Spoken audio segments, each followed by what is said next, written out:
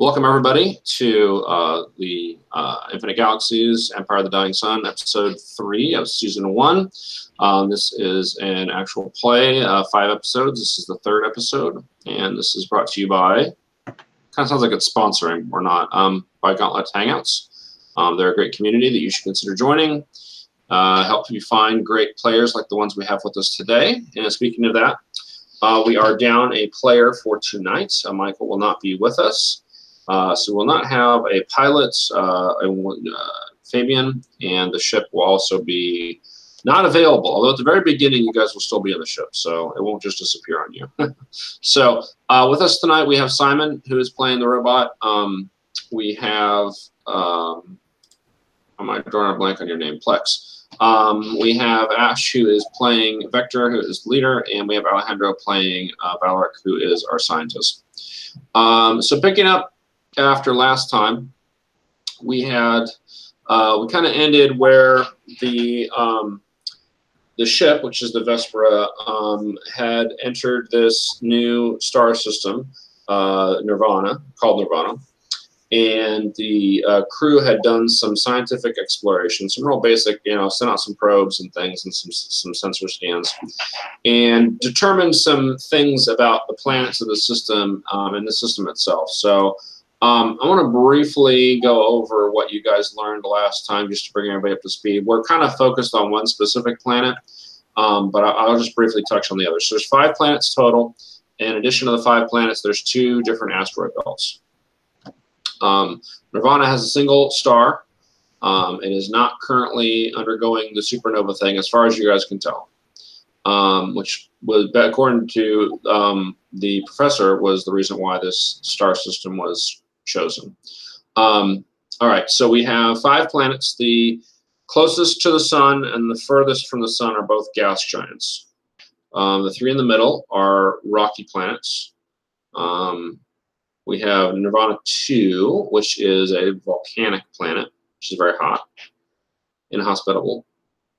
Nirvana 3, which is the current focus of your guys' attention, because it is a rocky planet with an atmosphere that is amenable to humans and has mostly Earth gravity. So it has about 0.8 G, which is pretty reasonable.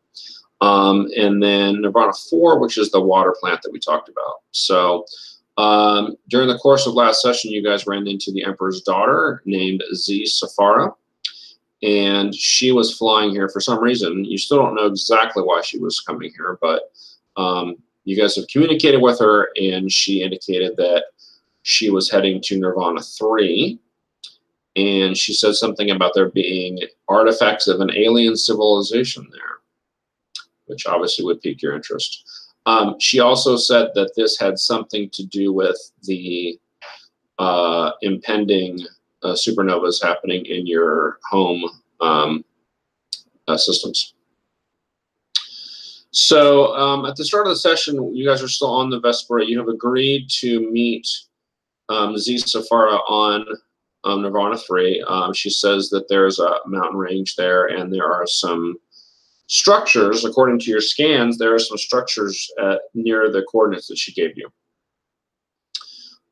So the milestone that we have related to this is to meet her there. I believe it says specifically, join Z Safara on Nirvana 3. So that milestone is still ongoing. If you guys have any drives related to that, those are still active.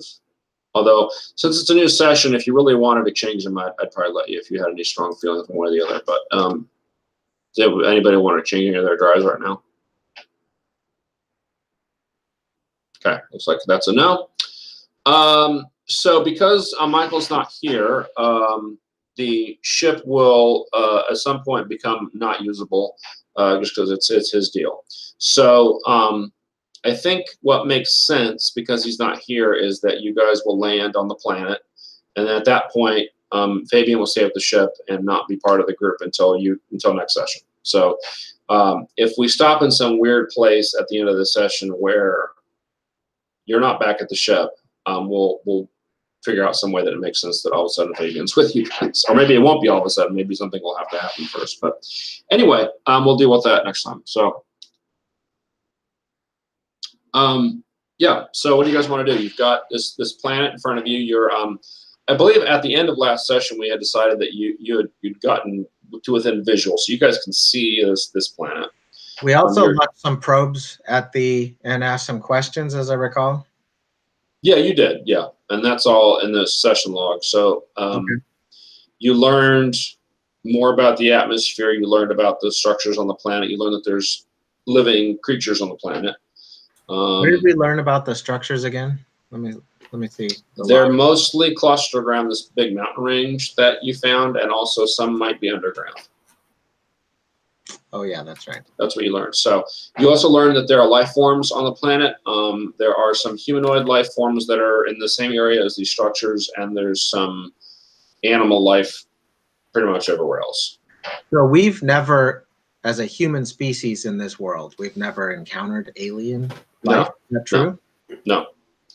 No, we talked about in the very first session. Your characters and your civilization has never encountered aliens. So this is like the momentous moment in all humanity. Yeah. So or we can assume that it's humans that are there. That's true. You don't know that they're. I mean, your scan said they probably were not humans, but we don't know the nature.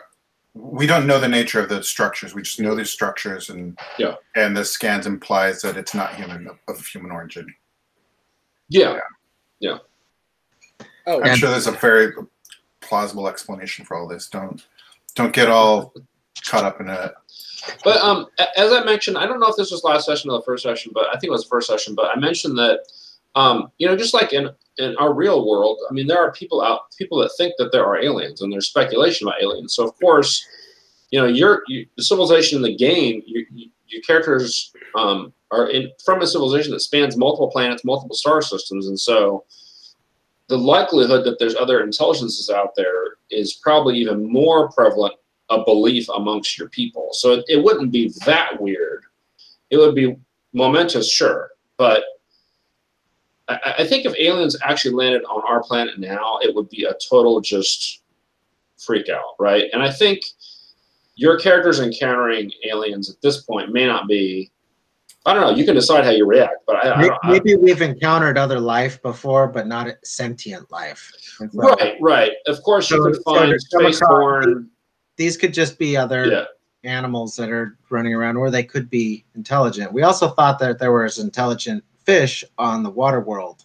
That's true, right? Yeah. There's evidence that those water creatures are doing things that are suspiciously. So this whole system is like something entirely unique, and as far as a scientist and somebody who's as my character is a study of cultures and wants to really learn about these things. So there's a lot of valuable information to be had here, even if you don't help.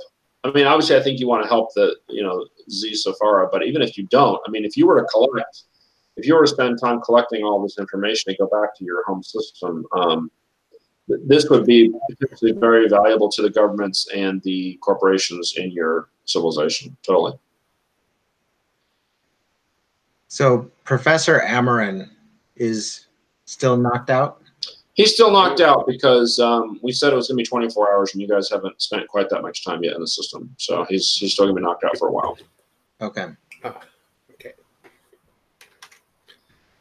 So he'll be on the ship with Fabian. So is there anything that there was a couple more naming things that we needed to do. We don't need to do this now if you don't want to, because I feel like we should probably jump into the action. But we do need Valeric's Noble House name. You can think of that for next time if you want, Alejandro. I want to give it a name. And then we named the main system in the Empire, but there were 4 other star systems that need names. So if you guys don't care, I'll just name them. Ballas, Goman. The main one is Xi, the Chinese name for scorpion. Do you want all the 4? What was that? Is that what it was? I can't remember what. Is that where that came from? I think so. There was something. But... Oh, that's what he said. It might be wrong. Yeah, I don't know. I'm no expert on Chinese. So. All right. So, all right. So do you want all the star system to have similar naming, or like I'll have do we like have a Chinese different names? one for each? Oh, it looks like they're all human, right? Yeah. Mm-hmm. They're all human, so we don't have to worry about them coming up with crazy, obnoxious, alien names. Right. Humans already have plenty of weird names. You don't really need to. All right. Well, Ash just posted some names. If you guys are okay with those, I'll just use those. All right. It's like we have Basilisk. Is that what that is? Basilisk? Balisk. Oh, Balisk. I like Basilisk. That's kind of neat. Either way. Where are these from? Are these from something, or are these just made them up? They are things that just sprouted from my mind in this moment. Exploded forth. Yes. All right. Well, just for my own benefit, because I won't remember them, and they'll be gone in the chat once I close this thing. So I'm just going to say, so we have Balisk, Goemon, Demeter, looks like, and then Savon. Used to be a chain of convenience stores named Savon. It wasn't spelled like that though, in California. But anyway, Savon. I don't know. Anyway, all right, cool. So we have names for those things. So I will throw those into the session log and stuff when I get a chance. Okay. So the next piece of business is figuring out what you guys want to do. So you have this milestone, which implies that you'll need to do something other than just land and then, oh, there she is. So just at a meta level, when I introduce a milestone, that means there's going to be at least some amount of challenge involved, right? Some more so than others. You don't know a whole lot about this planet that you're going to. You don't know what threats might be there. So, yeah, there you go, Alejandro. That's, save on, yeah. All right, so what do you guys want to do? Let's assume for the moment that Fabian is doing stuff with the ship, so she's flying it and doing all the stuff. So you don't need to worry about any of that stuff. I'm really anxious to go see Xisafara. Okay. I'm not very. I'm anxious to leave her alone on a planet we don't know anything about. Yeah. So she went. So she went on ahead a little bit. So you think already landed there, but you don't know that for sure. So our ship can land on the planet, or do we need to? Sure. Oh yeah. We don't have to disembark on a shuttle or anything, right? No. Okay. You don't have a shuttle anyway, so no. Your ship is so small. Your ship is not much bigger than a shuttle. So, I shouldn't say that. I mean, it's quite a bit bigger than a shuttle, but shuttles would be like for giant space cruisers and orbital, that kind of stuff. You guys are smaller than that. So no, yeah, picture it more like the Millennium Falcon, where you have a little landing gear. You just kind of, like the Enterprise doesn't land because it can't. It doesn't have, so it has to have shuttles. Well, Firefly, they had some sort of shuttle thing, and that's pretty small. Yeah, I don't understand that either, because that ship seems like it could land. So I don't know. Maybe they just don't want to. I don't know. It seemed smaller than the Millennium Falcon. I would say it was probably overall about the size of the Millennium Falcon. Yeah. But the shuttles were supposedly more. They were, well, I don't know. I guess they were like little sex pods too. So never mind. I don't know. Right. Yeah, I didn't really understand. I think if they'd had more time on that show, maybe they could have explained some of the things. Oh, and actually, they introduced a lot of cool stuff, and it's just kind of like, well, all right. In Last Jedi, Rey takes a space coffin to the big ship. She has some sort of space coffin shuttle thing. Oh, really? Yeah. To Snoke's ship. Oh, she takes I blanked out most of that movie because that movie. I have to turn it off after Leia flies into space. Yeah. I tried to watch it a couple months ago. I was like, I should try to watch it again. And as soon as I got to Leia flying, I turned it off. So yeah. Anyway, all right. So so you guys can totally land if you want. You have coordinates where you're supposed to meet her. You know that they are in the mountains. Apparently there's, from what you can tell from kind of your sensors and doing your scans and stuff, this planet doesn't have a ton of water. It's almost the opposite of that water planet. So it does have bodies of water, but it's not Not as much as Earth. It's like maybe 30% water. It's like Earth is 70% water, so that's like half as much water as Earth. In terms of oceans and stuff, right? Like it has lots of rivers and things like that. But it's got this huge mountain range that's like twice the size of the Himalayas. So it's huge mountain range. And so you have coordinates within the mountain range that she's given you. How about the air makeup? We're okay there. Yeah. Your pro is brought back. Yeah, it's perfectly amenable to humans. Oxygen, nitrogen content is good. It's probably slightly different. I mean, you have to think about this too. The other thing is that you guys already have a ton of planets in your system that you guys are from, your systems, right? So you're already used to, you know, planets being slightly different. It's not like Earth where this is all we know, and if we went to another planet, it'd be totally weird. I mean, your characters already have that. You've got probably 24 planets within all these systems that your characters have been to, at least a few of them, right? So it's not that weird to go to a new planet. But yeah, I mean, your sensors come back and tell you that it's perfectly fine. You don't need a suit, I guess, is the bottom line. And then is there foliage, or is it mostly barren? Oh no, there's tons of foliage. I mean, everywhere around these mountains is forest and jungle. Basically, you know, the closer you get to the equator, it's going to get more jungly, and the further north you get, it's more foresty. But it's kind of Earth-like in that regard. Which area are the coordinates that she gave us? Which zone? So they are in the moderate zone in terms of the climate. So think like on Earth, it'd be like North America or Europe, or yeah. So not super far north, but you know, kind of north of what the equator would be. Okay. So if there's not a lot of water, but there's all of this moderate temperature and all this forest, it's probably very humid there, like incredibly humid. Yeah. Because there's got to be something to support all the vegetation. So. Right. So yeah, let me rephrase. It's the large bodies of water are not present. So like on Earth, you have these humongous oceans, right? So it's just less of that. So it's bigger land masses than on Earth is kind of what I meant. There's plenty of fresh water. Obviously, there wouldn't be any vegetation, right? So cloud cover is tons of, yes, thick, probably very thick cloud. Like you can't visually, like just through the windows in the ship, you can't see much when you're trying to land. Okay. Until you break through the cloud cover, which is significantly thick. Yeah.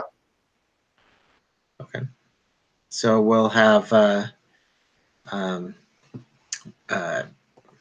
Fabian.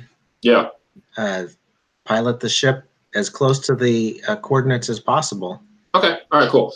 So, so you guys get into the atmosphere, and there's a lot of turbulence, and ship's shaking around. You can do your little Shatner, you know, thing as the ship's shaking a little bit, and you know, you get through that initial bumpiness, probably for about a couple minutes, I would say. I mean, this is the atmosphere here is a bit different than Earth. You know, on Earth you get through that period in less than a minute, but here it's like, none of your characters are from Earth, but I'm just saying that's our only frame reference that we have, right? So, so yeah, but it's, you know, you don't have any trouble with it. You're in a big spaceship. It's used to doing this sort of thing. So, you break through the clouds, and you see this, you know, giant landmass below you, mountains, as far as you can visually see. It's this big spine of just these immense mountains, and then, you know, foliage and things. You don't notice, you know, if you were on one of the planets like where you guys are from, you would immediately spot. Well, number one, you'd have encountered things in orbit like satellites and, you know, things like space stations probably, right? So none of that. And you would immediately, from when you enter the atmosphere, you would see evidence of technology. You would see cities. You would see things flying around. So that part is probably jarring because you guys probably have not seen I don't want to call a virgin planet like this, maybe ever, where there's nothing. I mean, you don't see any evidence of any advanced civilization here. So no lights from orbit lighting up the region. Yeah. Like on a planet where you guys are from, say your home system, all of those planets are fully inhabited. All the ones that can be, right? They're fully It could be like planetary arcologies. There could be floating cities. There could be all kinds of stuff. So, like, well, there is a floating city because we had that in the first session. But anyway, yeah, I mean, there could be, you know, so this is a opposite of that. You're seeing a planet untouched as far as you can tell by any kind of advanced spacefaring technology. Yeah, I'm really uncomfortable here. Right. Not uncomfortable, but there seems to be like something missing in my peripheral, whatever. Like peripheral. Thank you. Yeah. Okay, so you've entered the atmosphere. You're getting a good visual on what's going on. You still got a lock on this location, you know, that you're supposed to go to. You want to do anything else before you land? We'll assume that Fabian's basically using the sensors to try to figure out a good place to land. Okay. So is the structures are near here as well?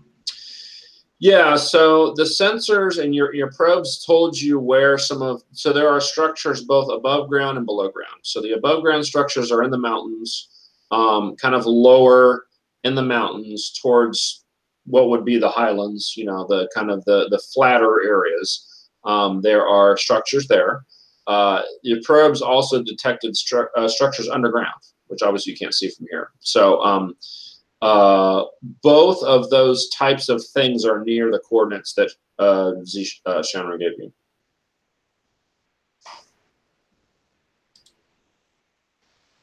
So I think we just land and start preparing our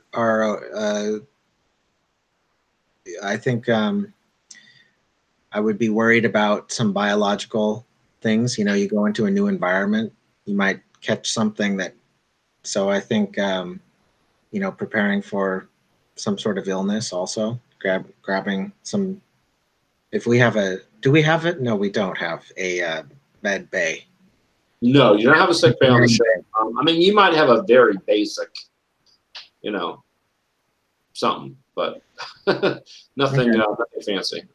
Okay. Antibiotics and ointment maybe for treating wounds so they don't become infected with some alien. Yeah. Blah blah blah. Yeah. Okay. All right. So we'll say it sounds like Vector maybe is readying that kind of stuff. Survival gear maybe. Yeah. Just in case. Okay. Your characters have, or at least some. Well, I don't know who has it. Does anyone have? You're good rations? to go, aren't you?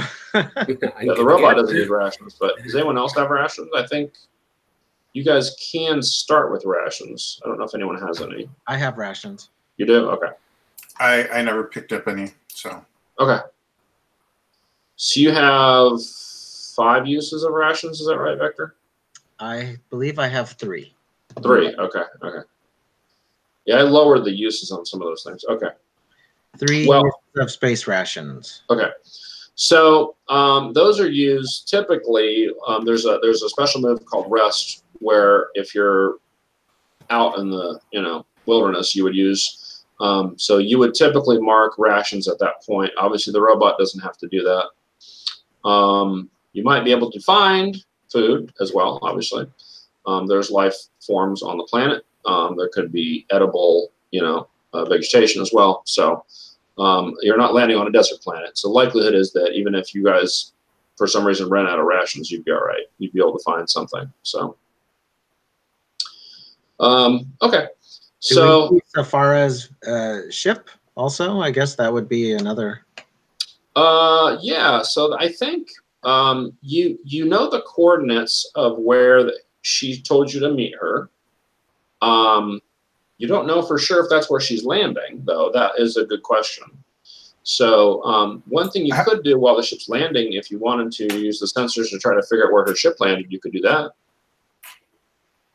Yep. How far is our ship from where we're supposed to meet? Well, you're getting closer and closer, as you're going along. I mean, Fabian's just trying to find a place to land the ship. So, I mean, we'll say at this point you guys are still, I don't know, like a mile up. Okay, so we don't have to worry about rations. Is not an issue at this point. Not right now, no. But I mean, once you get off the ship, who knows how long it's going to take to do stuff. So that's why I was asking. So. No, I know, but when we meet her, if we're only parking a mile away from her, then that's not. I mean, even if it's a steady uphill climb, it's still not going to take a day.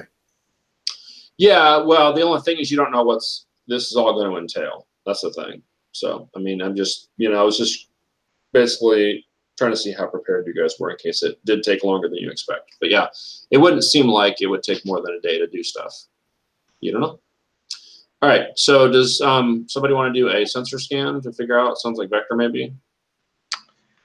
Sensor scan? Yeah. Go ahead, Valeric. I think I'm gathering the materials for our trek. Okay. So I don't.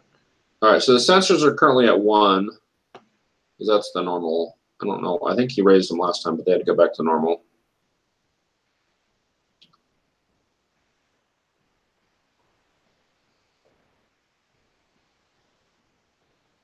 You guys need the roll for your party link? Oh yeah. Yeah.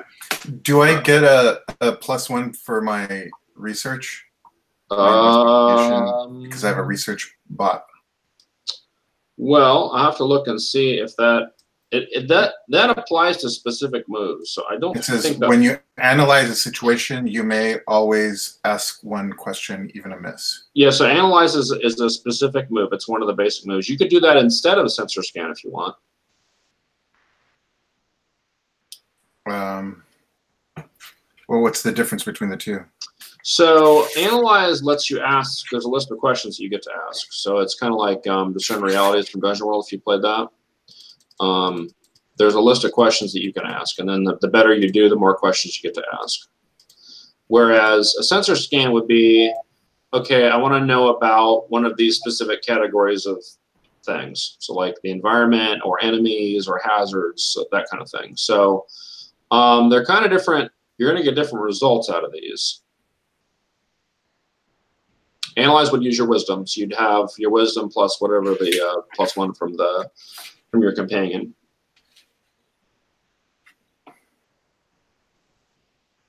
Yeah, I'll do that. Oh well, my wisdom is 1. Okay. And my intelligence is 2, so there's no bonus. I just get one more question. I'll just do analyze. Okay. I mean not analyze. Scan. Sensor scan. Well, sensor scan uses the ship sensors, which is +1 right now. Oh, okay. So mathematically, you're better off doing analyze. Although, like I said, that you'd get different results. So it really just depends on which one. I mean, you can get the information you want either way, to be honest. So. I'll just do sensor scan. Okay.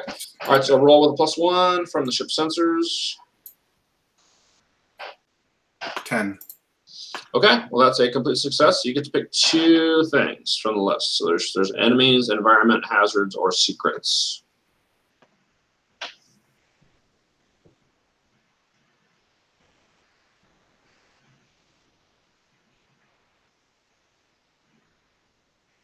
So which ones of those are you interested in?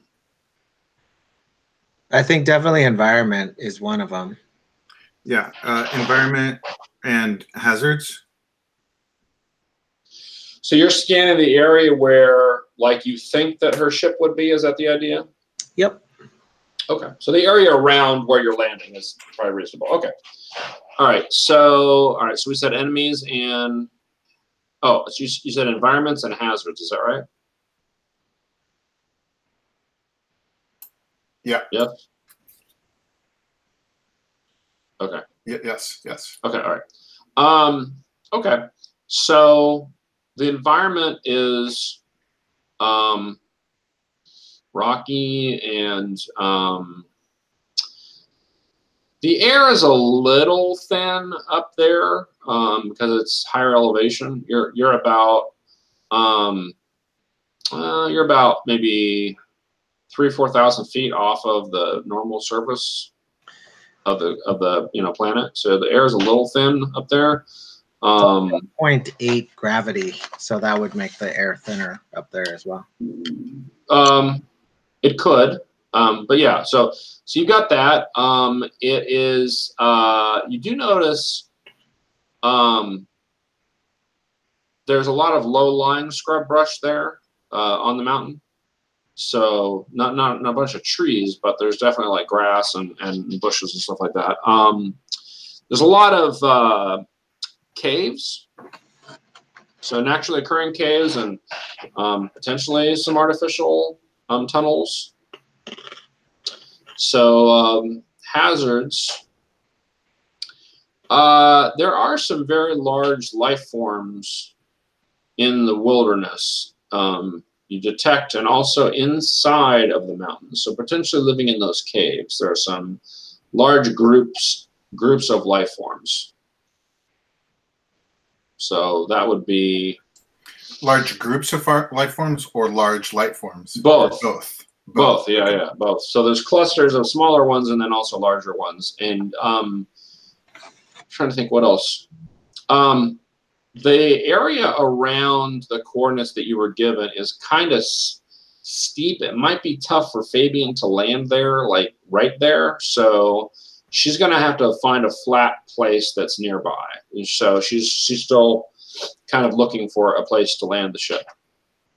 But you're not going to be exactly where the coordinates are. You'll probably have to do a bit of a hike to get there because it's too unstable to land the Vesper there.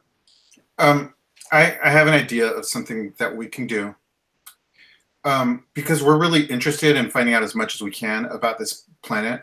Mm-hmm. Maybe the reason Fabian isn't staying here is because Fabian is doing like a really deep scan of the planet. Okay. And I would like to modify the scanners such that it could facilitate that, like improve the roll later. And maybe we were doing that as we were coming here. Okay. All right. Okay. So why don't we do that? So let me think. So normally that move that you're talking about, create device, is used for something you're going to use immediately, right? So I think what we'll do is just change it, because obviously Fabian's not going to be here tonight. So why don't we just have that trigger for next session whenever you guys decide to use that. So I'm not going to have you, like, it's not going to be used right now, but you can certainly make the roll and do everything you need to do to make it happen. So so you're just looking to enhance the sensors to do what? Just to do a deep scan of the planet, to do to be able to answer all of those questions that are under a sensor scan as detailed as possible. I want to increase the points as much as I conceivably could. Okay. Well, so what we'll say is you're basically expanding the capacity, like even the storage capacity of the sensor. So the sensors normally, they do their scan and they retain that whatever the data is they get back for a short period of time, and then it gets wiped out, right? So in this case, you're probably going to want to retain this information for a lot longer, probably until you get back to your home system, right? So so probably that, and also maybe just expanding the, what it can do. So okay, so this doesn't sound like something that's terribly difficult to do. So I'm going to just look at create device here and see what requirements make sense. I'm going to be on screen, but I'm listening. Okay. I think that the time requirement makes sense, just because that'll also justify maybe Fabian has to stay on the ship to, like, you'll tell Fabian, okay, while I'm gone, do these things, and she'll be doing that. So that'll be the time requirement.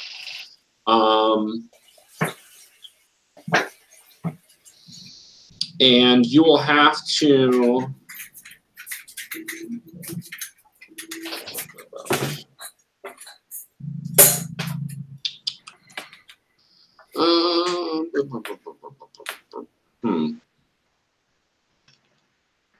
you'll need to mark a couple uses of your Starship tools. So those two requirements, I think, make sense.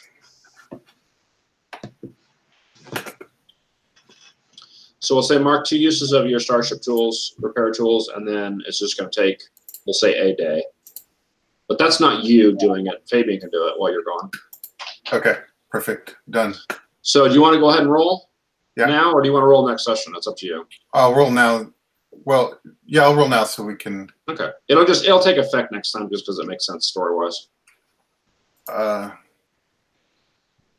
think I rolled at 11. Okay. Well, that's good. So you what create is the device. That? It's intelligence, right? Yes. Yeah. Okay, cool. All right, so you create the device. So it'll work for a scene, obviously not the next scene because, so it'll be next time, whatever scene you guys decide you want to do this. We'll probably have a sensor scan roll involved with it, and it'll give some kind of bonus. So we'll talk about that next time. But in any event, so you do that. So you're working on this as Fabian's kind of circling a little bit, trying to figure out, where to land the ship. And as that's happening, what's Plex doing? Anxiously waiting at the exit door of the ship. Okay. Well, if there's any windows or anything I can get a visual on the planet, I might be looking there. Okay. So it sounds like Plex is right now maybe the only one who's anxiously looking out the windows, or at least interested in what's going on, because it sounds like Vector's busy getting a few things ready, maybe helping a little bit with what Valoric's doing, and Fabian's finding the ship. So Plex, you notice as you're looking out the window, this very large flying creature is heading towards your ship.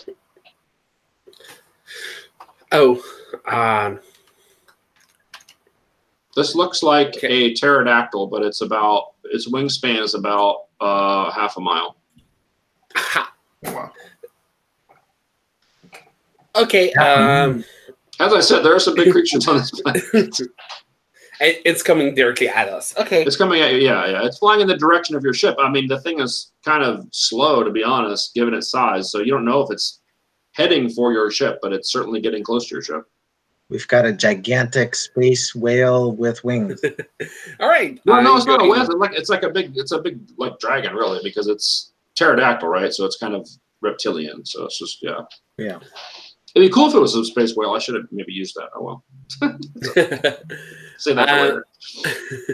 I'll jump into the co-pilot seat. Yeah. Quickly warn everyone, hey, we might have some trouble. And, maybe not the co-pilot thing, the weapon station. Okay, sure. Yeah, there's like a turret or something, sure. Yeah. And I don't know if it's dangerous or not. Everyone just brace yourself. It's getting too close. I'm going to shoot it. Okay, all right. Wait. Don't piss it off. No, I'm going to wait if there's a danger. Oh, okay. So you're just going to be ready. I'm ready to intervene. All right. Well, okay. So you've alerted everybody. Fabian is like trying to avoid this thing because it's, your ship is actually more maneuverable than this gigantic thing. Mm-hmm. But yeah, it's getting pretty close. Fabian's getting concerned. This thing is definitely interested in your ship. And so Fabian's like, maybe you can fire some warning shots at it, or because I need to land this bucket and this thing's not helping. Take that down close to the surface or something. Maybe come down that close. Maybe. All right, so she's trying to do that, but that's what she asked you to see if you can scare it off or something. Yeah, I'll start by firing around the thing or near the thing. All right, so what we'll do is you can use the attack move, but we'll just say that you're not trying to do damage. So if you get a success, you're basically trying to scare it. Does that make sense? Yep. Okay. Is the fire at will? Yeah, and so we're still using the ship stats, so its weapon is 1. Plus 1. Perfect. Rolling. And we got a 10. Okay. Cool. All right, so that is a complete success. So, so you fire at it, and So the thing kind of turns violently, and is the wind, the force of this thing's wings flapping. It's basically flapping away from your ship now, trying to kind of get away, at least for the moment. And so it's actually causing turbulence as it's doing this, because the thing is so big. And so Fabian is having trouble controlling the ship. So everyone on board now realizes that this is happening, although Valak may still be face down in his work. But Vector, if you wanted to try to help with anything, you probably could. Okay, I'll jump up into the cockpit too, and try to help maneuver the ship, if whatever I can do to help. Okay. Fabian. So here's what we'll do. I'm going to have, since Fabian's not here, I'm going to have you roll evasive action, and then I'll give you a +1 from Fabian being there. How about that? Okay. So you're going to use the ship speed, which is currently a -1. Ooh, +1, right? No, 0. So 0 total. Yeah, 0 total, yeah. Or what am I doing? I'm rolling dice. Yes. Let's see here.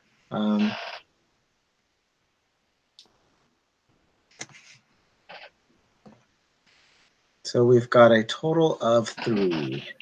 3 is not good. All right. Yeah. So, okay. So you and Fabian are trying to get control of the ship with all this turbulence. The creature lets out this ear-splitting screech that probably stuns all of you inside the ship just momentarily. Enough for the ship to kind of start crashing. So yeah, so that's what's happening. Okay. You can quickly regain control of your senses, but the ship is definitely heading downward faster than you had hoped. Pull it up! Pull it up! So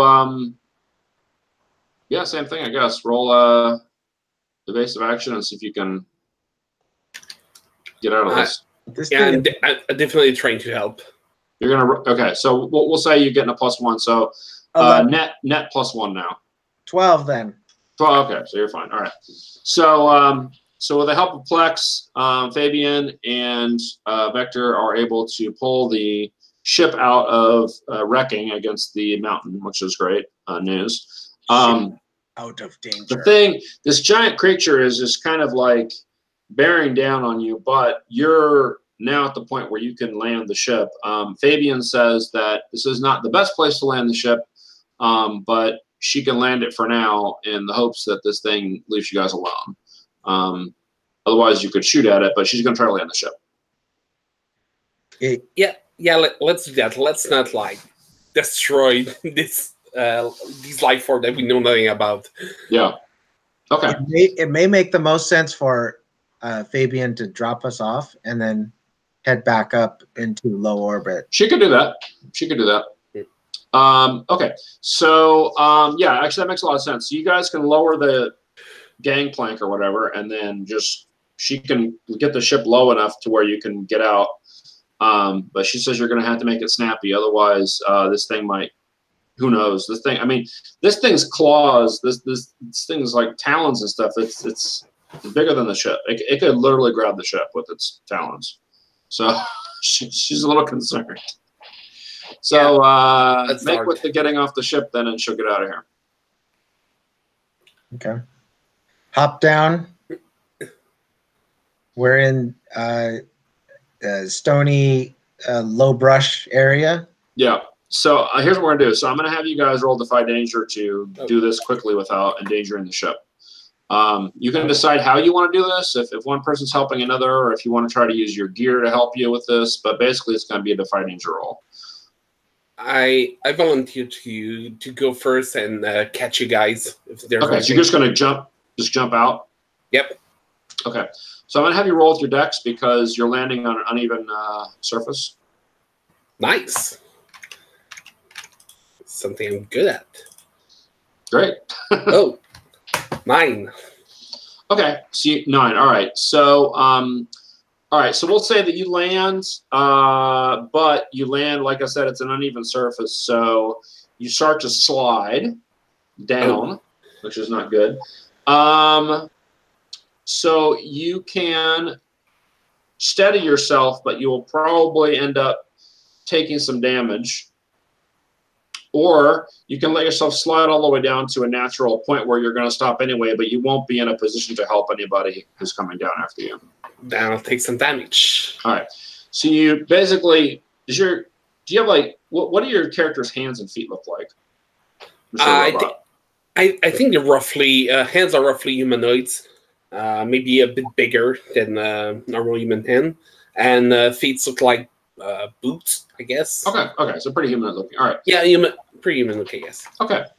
So so we'll say that you have like some little spikes or something that can come out to stabilize yourself or something. So those eject, and you're like just squatting down, trying to stabilize yourself. Just the fact that I probably don't feel pain like a human. I can grip more hardly into the stone and the ground. And some small stones kind of fall on you as you're doing this, but you are able to stay in place. But you're going to take a d6 damage. So go ahead and roll that. Yay! And your armor and stuff. So. Oh, armor works. Yep. So yeah. I take 5 damage minus 2, 3 damage. Okay. And I'm trying to remember. Have you taken any damage yet? Oh yeah, I'm almost destroyed. Oh Jesus! All right, maybe I should get. Wait. How long was the trip here? Because we took an engineering bay just to repair him. So maybe I would have repaired him. Okay, let's retroactively have you make a repair roll on because I didn't realize that either. I thought maybe you'd taken a couple of points. I didn't realize it was that. No, I think it was half down. Okay, let's retroactively. We'll just say Valoric did a repair roll. So go ahead and roll, and we'll see how you do.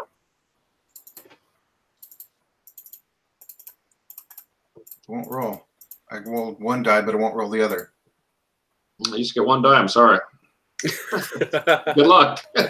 So long as the other die is a 6, you're good.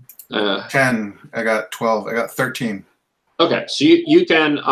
So with a complete success, you can actually do 2d8 healing to him. 2d8. Yeah, which should be pretty good, I would think. Mm-hmm. And you don't have to spend any of your repair tools, which is awesome. So 7. Okay, so that gives you 7 vitality back, which should be.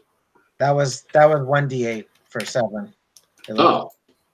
No. I rolled that d8 twice. I rolled a 3 and a 4. Okay. So perfect. You almost healed me back to full integrity.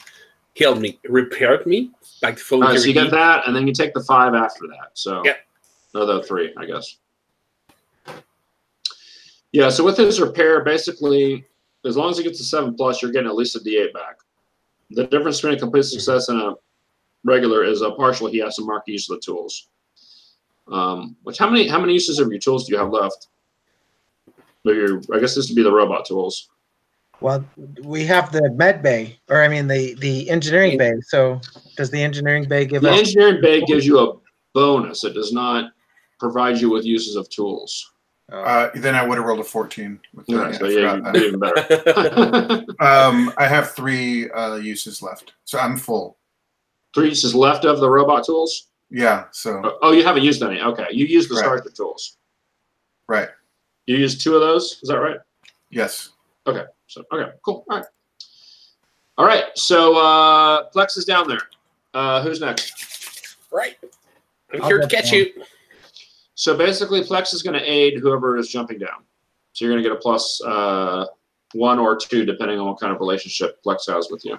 I have a special relationship with Victor. He needs me to watch his back. I think that's really. That's +2. That's pretty good. So do you want to jump down, Victor? Yep. So that gives me 14. 14. So you're good. All right. So you get down, and now we just have to get Valor down. So Valoric, you have your suit too. Would your suit help you somehow? You're muted. The suit doesn't give him bonuses to this kind of stuff. Alejandro, you're muted. He could get the suit if he wants to, but it's not going to necessarily help him with this. You're still muted. Sorry. My suit's coming, and no, it doesn't help. Okay. You can get in the suit, right? What? At least you can put it on you, so it's only one jumper. Oh, that's right. Good call. I'm gonna do that. Well, it doesn't. Yeah, that the companion doesn't actually like roll moves by itself, so Okay. it wouldn't anyway. But yeah. Don't worry, it All right. only weighs 500 pounds. I'm still helping. It's All right, just so a +1 though. Defy danger using Dex, you get a bonus from Plex helping you, which is be +1. So I got a 10 total. Okay, so you're good. Nice. All right, Silver got down, and Leader didn't have to spend any of his reserves. That's good. All right, so you guys get off of the Vespera, and it flies away with this giant thing in tow. So as the Vespera leaves, this giant pterodactyl thing, like as it turns and flaps its wings, you guys are all knocked to the ground. Off it goes. No damage. It's just the wind is just this thing just puts forth is unreal. So, all right. So now you guys are planet side. Hopefully somewhere near where we're supposed to be. Well, so what happened was Fabian landed at the nearest place to where the ship was when you guys got it out of that tailspin. So you're not 100% sure where you are. You certainly don't know where you are in relationship to where you're supposed to be. So do we have a link to the ship that can, or a computer or something that can show us the information that we used our probes on? Well, topograph so or something. you guys, some of you may have a utility belt, which some kind of space compass would make sense as a thing you could produce. Space compass. Space compass. Space locator or whatever you want to call it. Okay. So Google Map on a device. Right. So you just basically just mark a use of your utility belt and you have this thing. All right. Oh, I've got this thing in my utility belt. That's cool. A geolocator. Yep. Okay, cool. All right, so basically what this will allow you to do is it'll just justify making rolls if you need to make rolls to kind of figure out where you're going. So it'll give you a bonus for that way you have it out. So that'll be good. Okay, so you've dusted yourself off. You've gotten back up. Now what? You're up in the mountains. So we're going to head toward. Yeah, I was just gonna say we go to our geolocation. Okay, so I'm gonna look. I'm gonna probably have you guys make a roll just to see. I'm gonna look to see what makes sense for this.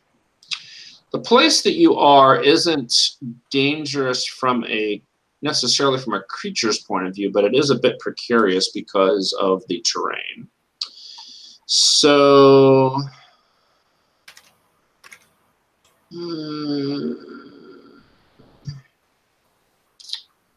I think what makes the most sense here. There's a move called Travel Dangerous Territories, which is an abstracted way to move like a really far distance. And I don't think you're that far away. Like this is talking about like days of travel, right? So I don't think that makes sense for this. I think what I might do is have. I'm sorry? It sounds like Defy Danger. Yeah, because like if you had an Explorer, there's a good move on the Explorer playbook for this sort of a thing. So I think what we'll do, let's go ahead and have somebody. Understand could also potentially. Well, when you encounter people, place, or technology. I mean, that would tell you about the mountains. I don't know that. I mean, you know what mountains are. Well, it's different. It's definitely a new place. It's a new place. That's true. But in terms of getting where you're trying to go, I'm not sure that would help you. I mean, if you want to roll it, you can. But again, every time you roll, there's a chance for bad, things. So one option is to do analyze. Analyze would give you the ability to ask questions, which might help you lead you to where you want to go. It would also give you +1 forward when acting on the answer, which may be helpful. Defy Danger would make sense. I think if we were to use Defy Danger, I think it would be Int, because I think you would be looking at the terrain, trying to figure out the best way to get there. Int would make the most sense to me. So what do you guys think? What would you prefer to do? I can do, because I get a +3 for my analyze.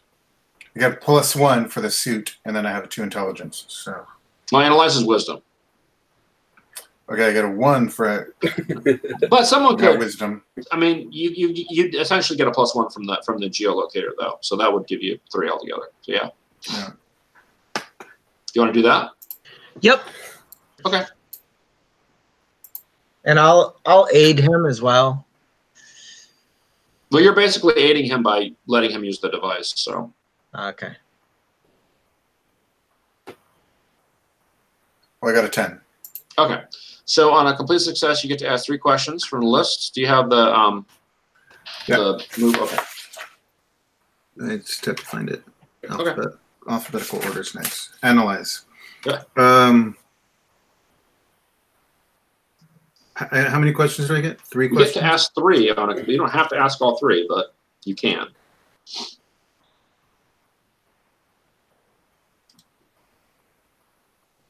Okay, I'm going to read off the questions. If I do not act, what might happen? What happened here recently? What here is useful or valuable to me? What here is not what it appears to be? What should I be careful to avoid? And who's really in control here? So what here is useful and valuable to me, assuming that's getting us to our location, that's going to help us get to our location. Mm-hmm. What should I be careful to avoid? And what here is not what it appears to be? Yeah, let's do that. Okay. So those are 3 questions you want to ask? Yeah. Okay, all right. So the first one was, what here is useful or valuable? Okay. So as you're kind of looking around, you get a good idea of where you are in relationship to where you're supposed to go. You're about 2 miles away from the location that you're trying to get to. So you're not that far off, but it's still going to be a bit of a hike through the mountains. You notice that almost right where you're standing, maybe 50 feet away, in the kind of this steep slope of this mountain that's rising away from you. So you're kind of in between. You're kind of in this little mini valley right now. So you notice about 50 feet away, there's something that's artificially carved into the side of the mountain. There's like a little like a tunnel or something. It appears to be fairly shallow, but there's something in there that you can't quite. If you get closer to it, you can probably tell what it is. But there's something in there. You don't know what that is. You also would notice that there is evidence around you of recent use of tools, stoneworking tools specifically. So you see stones nearby that have been chipped artificially. You see maybe broken tools around. These are not very advanced tools. You see all of that around you. So let's see, what else did you ask? What here is not what it appears to be?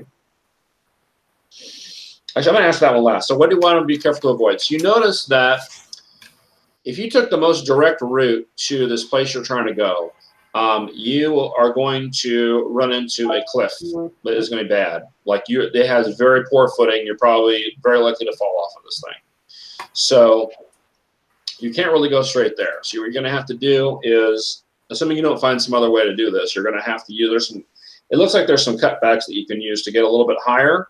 And then you think you see like a bridge or something higher up. So it's a little bit higher up in the mountain, but you see a bridge, like a rope and plank sort of a bridge, which would probably help you get across to where you need to go. And then the last one was what she's not appears to be.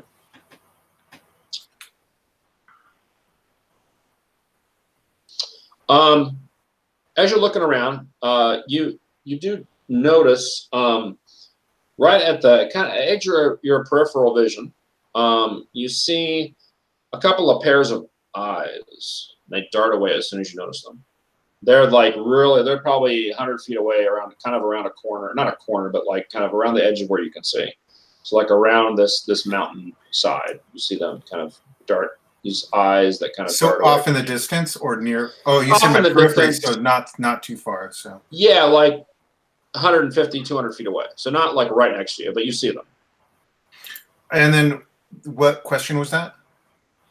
Well, I answered all 3, so that was all of them. No, I know. I meant when you answered that question, which one was it? Oh, that was the what here is not what it appears to be. So okay. You thought you were alone, and then turns out you're not. Maybe. Okay. I point everything out to those people, and the tools and that kind of stuff. If it's immediate, I will collect as much as my suit can carry. Yeah, we'll say it's got some pockets and stuff. Sure. Yeah. There's not a ton of them, but they're all broken. It looks like these are on Earth. They'd be considered like Iron Age tools. So they're they have edges to them, but they're pretty crude. Are they sized appropriately to human beings? Yes. When Valerie points out the pair of eyes, I put my hand on Victor's shoulder and say, yeah, that might be dangerous. Stay near me. Okay. Got it. Cool.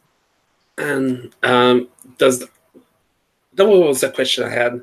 The Avowed Protector move, do I trigger it now when I say, like, yeah, stay next to me, or do I wait for trouble? It's up to you. So the reserve lasts for the scene that you're in.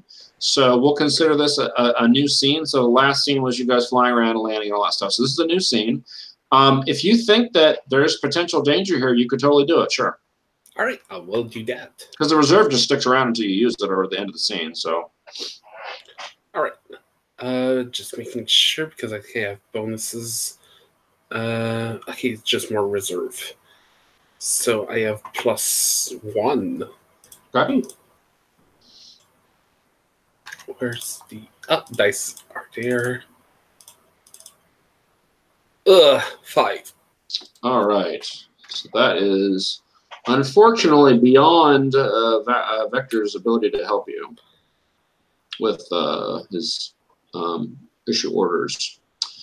Okay. All right. So you're. I'm sorry. Go ahead. No. Okay. No. Sorry. I misread something. Okay. So you're looking around and you maybe kind of trying to pinpoint where these things went. To kind of get an idea of what kind of danger they might present. And as you're doing that, you see these. It's kind of hard to tell because of the shadows and stuff, but you do see these humanoids. That's the best you can tell at this point because of the visibility. Kind of stick their heads out again. Can I ask real quick? Yeah. I'm sorry. The tools that I picked up, were those like ancient or were they like? No, they're current. You can tell they were recently used. Yeah, they are not rusted. They are. Yeah, I mean they're recently. You can tell the breaks and wherever they're broken and stuff seems very recent. Yeah. Sure. Yeah. Okay.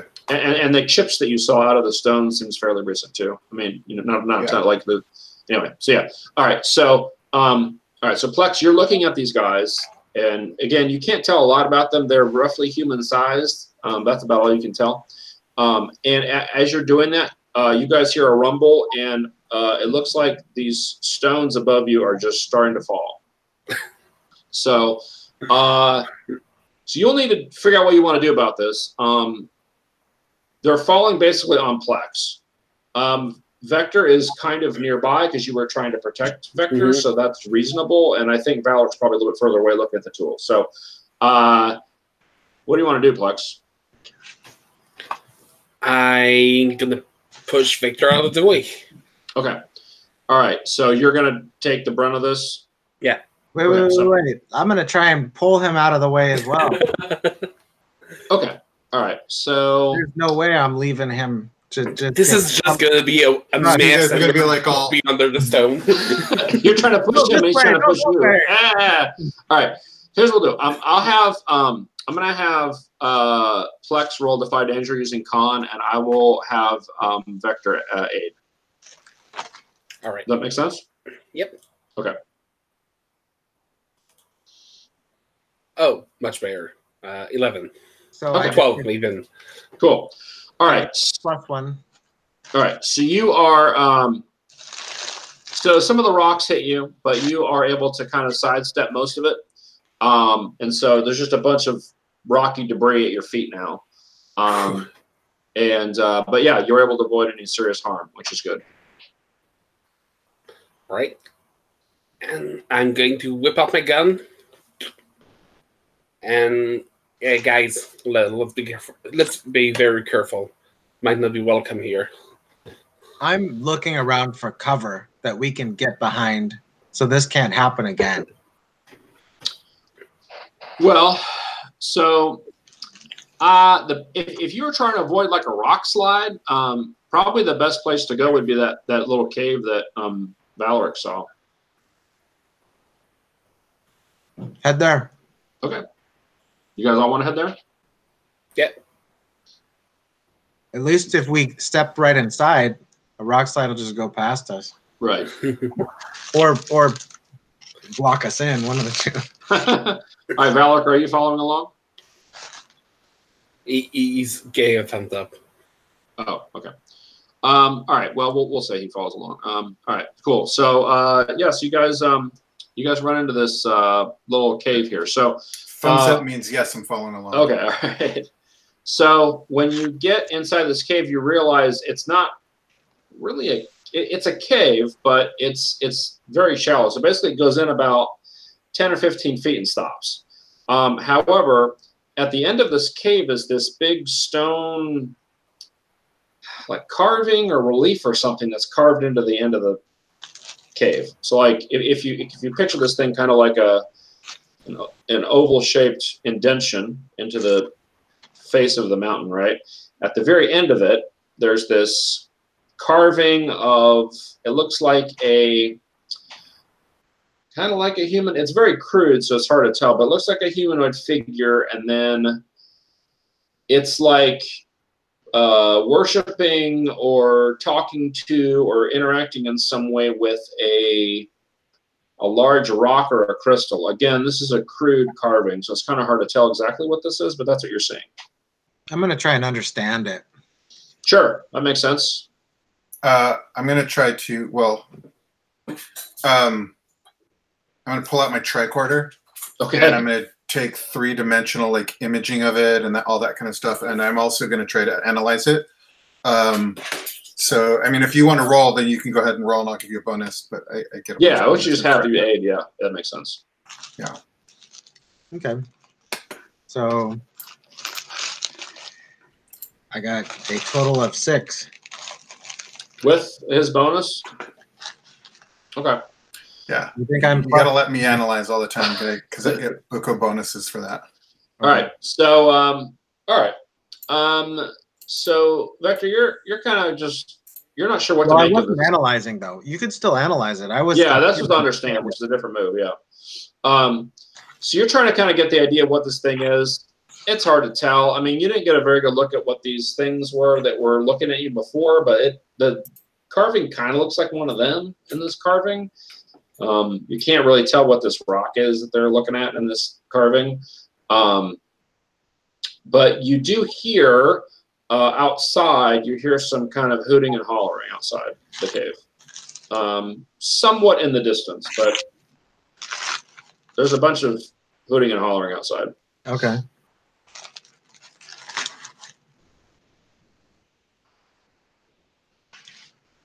What's Plex want to do? You guys all hear this. It's not just Vector, obviously. So we have to find the coordinates. We have to rendezvous. Yeah. I'm going to look outside for it. Well, did we with the analyze earlier find where the coordinates will lead us? You guys know where you need to go. The problem is getting there. It's you know where you're supposed to go. It's just it's in the middle of these mountains that you're like 2 miles away, and it's just going to be rough terrain getting there. All right.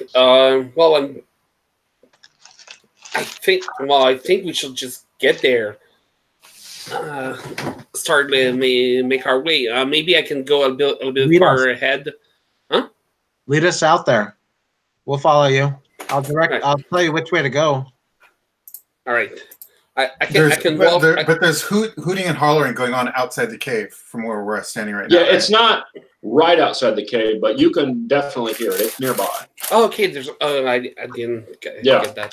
Okay, I'm going to take a look outside the cave just to Yeah, well, I guess that would be analyzed again. Well, you don't have to roll. I mean, if you're just going Okay. to look, I'll tell you what you see. Okay, yeah. Okay. I mean, if after that you decide you want to do analyze, that's fine. But so when you look outside the cave, you kind of stick your head out a little bit. You see a bunch of these humanoid creatures. Now you can see them better because they're standing in the light more. So there's about 20 of them, and they are mostly human-looking. They're pretty emaciated for humans. They're wearing essentially loincloths or very crude, like sackcloth-looking clothing with maybe a real basic belt on. They're pretty hairy, like they have a lot of hair, beards, stuff like that. So they kind of look like emaciated Neanderthals, essentially, is what they kind of look like to you. You don't see any weapons, though. They don't have anything weapon-wise, like out. Like maybe they have knives or something that you don't see, but you don't see any obvious like spears or anything. Right. And they're just kind of like very wide-eyed. You do notice that their eyes are yellow. Okay. And there appears to be one sort of in the back of this group that is like more dressed in a more complex manner and is kind of, it sounds like is maybe issuing them commands or trying to egg them on, or you don't understand what he's saying, obviously, but that's what you see. And they're all kind of staring at the robot. Hello? Hey, everyone. How's it going? So are you approaching them? Well, yeah. Well, not approaching them. As I get out of the cave, I see them come, hey, hello. All right, so they're about 100 feet away or so. So okay, they're still a good distance away, yeah, but they're very slowly getting closer. Okay, so we got company. I suggest that we get out of here. We don't have to like get out of here running, but yeah, we could be on our way and just leave them here. Back away slowly. Hello. Hi. Goodbye. Sorry to turn your parking. Bye. So I mentioned when I was answering the questions from Alex Analyze me a while back that there was a rope bridge that you could use to kind of get in the direction you're trying to go and avoid this really bad kind of area that you think you'd probably fall. So you're going to have to, in order to get there, you'll have to kind of do some switchbacks and get up the mountain a little bit further up because it's not at the same level you guys are at now. You could try to make for where you think that pathway is going to start. You'll have to get a little bit closer to these guys and then kind of off to the right if that's what you want to do. So you will have to get closer to these guys to do that. All right. We'll do this. I will approach them in the most non-threatening way possible. Okay. And can you describe what Plex looks like again? I have a picture in the... Oh, okay. I just want to get a general sense of what they're looking at. So that's that picture on the character sheet? Yeah. Okay. Same colors and everything? Yeah. Okay. So all is right. that power armor? Does he have a face underneath? I don't think so. I think that's the face. That's the face. Yes. Okay. All right. So you're gonna approach these guys? Yeah. Hey, Plex. Wait a second. Let me. Well, let me do this. I love that Vector's constantly pulling. I know you're the sweetest robot ever out of all the Imperial Guard. However, these guys might be a little bit afraid. They don't understand. These are quite primitive people. Well, they're going to be afraid whenever it's a human or me that is approaching them. Maybe why don't we let me try anyway? Just to Hey. Okay, if you want. Okay. All right, so what are we doing? So I'll sort of step in front and let's see. I have rations, so I will pull out some space rations. What does that entail? Is that like? I don't know. It's up to you. What do you think it looks like? It's a Mars bar. Yeah, yeah. I'm thinking very sort of a compressed, protein like bar, candy bar thing. There you go.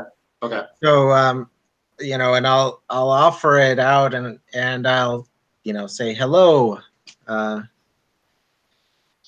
We came from up above, and we want to go up here.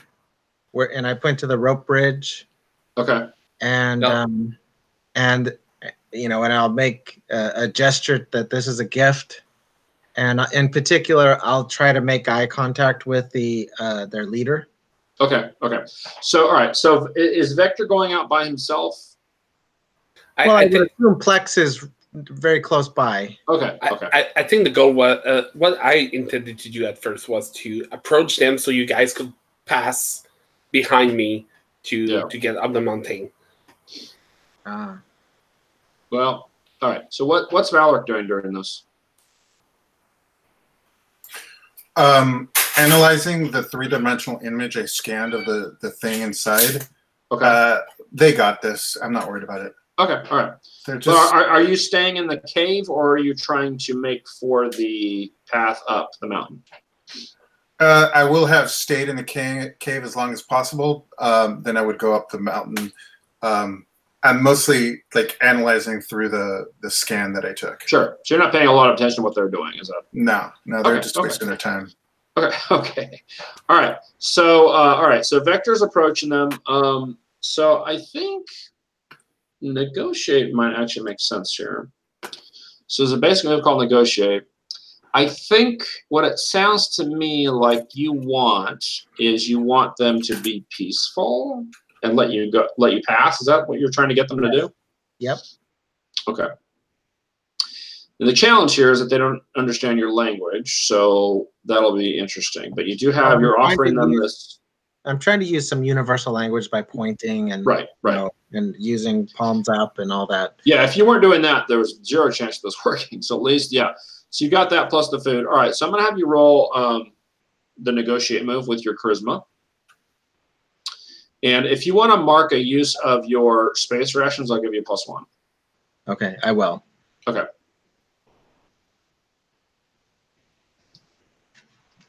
So that's a 5. Not good. You guys are all or nothing tonight. It's either a complete success or utter failure. Yeah. Okay. All right. So, let's see what we want to do here. Okay. Okay, go ahead. No, describe what you're doing. Okay. So I go up and I holding out the bar to them, and I motion with that it's food, and the leader, when I look in his eyes, he's sort of thinks of that as a threat somehow. Such a faux pas. Yeah, and he sort of pushes some of his guys and yells at a couple of them, and a couple of the big ones sort of step forward. Well, actually, yeah. Okay, stop. So he's going to do something else, but that's he definitely is not sure what that thing is in your hand. It doesn't look like food to them, which you realize too late. They're like, oh, they don't know what this is. It doesn't look like what they probably eat. So the guy, like any Mars bar, it looks like a piece of poop. You're offering him poop. All right. So the guy, the kind of the witch doctor looking guy, essentially, starts shouting something, and Vector is lifted off the ground. So Vector is now suspended about 15 feet up. I have a move that says, while you have reserve, you cannot be surprised by living beings with hostile intent toward you. Okay. Well, you're not surprised by them. You see them. Okay. I mean, they can take actions that you. I mean, what that would help you with is if you guys hadn't seen them earlier and you're just wandering around, they couldn't jump you. Okay. But I mean, you're aware of them. They're right there. So that's not unfortunately going to help you there. So anyway, also this is a result of a failure. So so you just kind of go up in the air. So you're about 15 feet up and you're just kind of floating there. Plex, what do you think about this? Okay, we're going to speed up things. I'm going. I'll grab Valeric, pulling out of the cave. Okay. and run towards Vector, which I assume I can just pick up by the feet. And I don't know, 15. It's too It's high. probably too high. Yeah, you can't quite it's too reach. high. Okay. You can maybe jump and try to grab him. Yeah, that might be something. I'll try. Yeah. Okay. Even so, it's still pretty high. Wait, what are you doing with Victor? He's 15 feet above the ground. They used some sort of telekinesis and lifted me up above the ground. Oh. Yeah, so he's floating. Oh, Vector. I was thinking Valric. I'm sorry. Sorry. Yeah. Well, I'm still getting you out of the cavern. We need to go like right now. I'm gonna shoot the guy that's doing this. Yeah. Like if there's a guy going like this, I'm just gonna shoot him. Okay. Stop shooting people. Well, we can autopsy him later. Says the combat robot. Yeah, I'm gonna be pulling out my laser pistol too while this is going on. Okay. I wasn't thinking of shooting them, but warning them. Okay. 9. I rolled a 9. Okay. So on a partial success, you deal your damage, and then you have to pick one of the complications under shoot. How would those need to be? Bullet points. I keep finding little things I need to have fixed on this thing.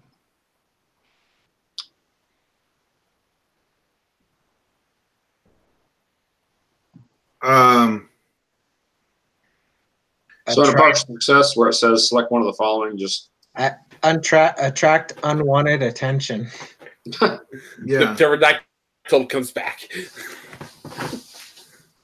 Well, that'd be easy to do in this situation. Yeah. Yeah, I'm gonna attract unwanted attention. Okay, so go ahead and roll the damage for your shot, which is going to be, I think, a d6, and then I think the gun, if you have a laser pistol, gives you +1. So 4. Okay. All right. So you hit the guy and definitely wound him. And he it's enough to get him to drop Vector. So Vector falls to the ground. And you'll take a d6 damage from that. Can I defy danger to mitigate that by being super awesome? I am highly dexterous. And as he's falling, I say, "Stop wasting time, guys. Let's go." What are you doing? Messing with the natives. Okay, I'll let you roll defy danger to not take the damage. So defy danger using dex. Maybe you can do an awesome superhero roll. Yeah.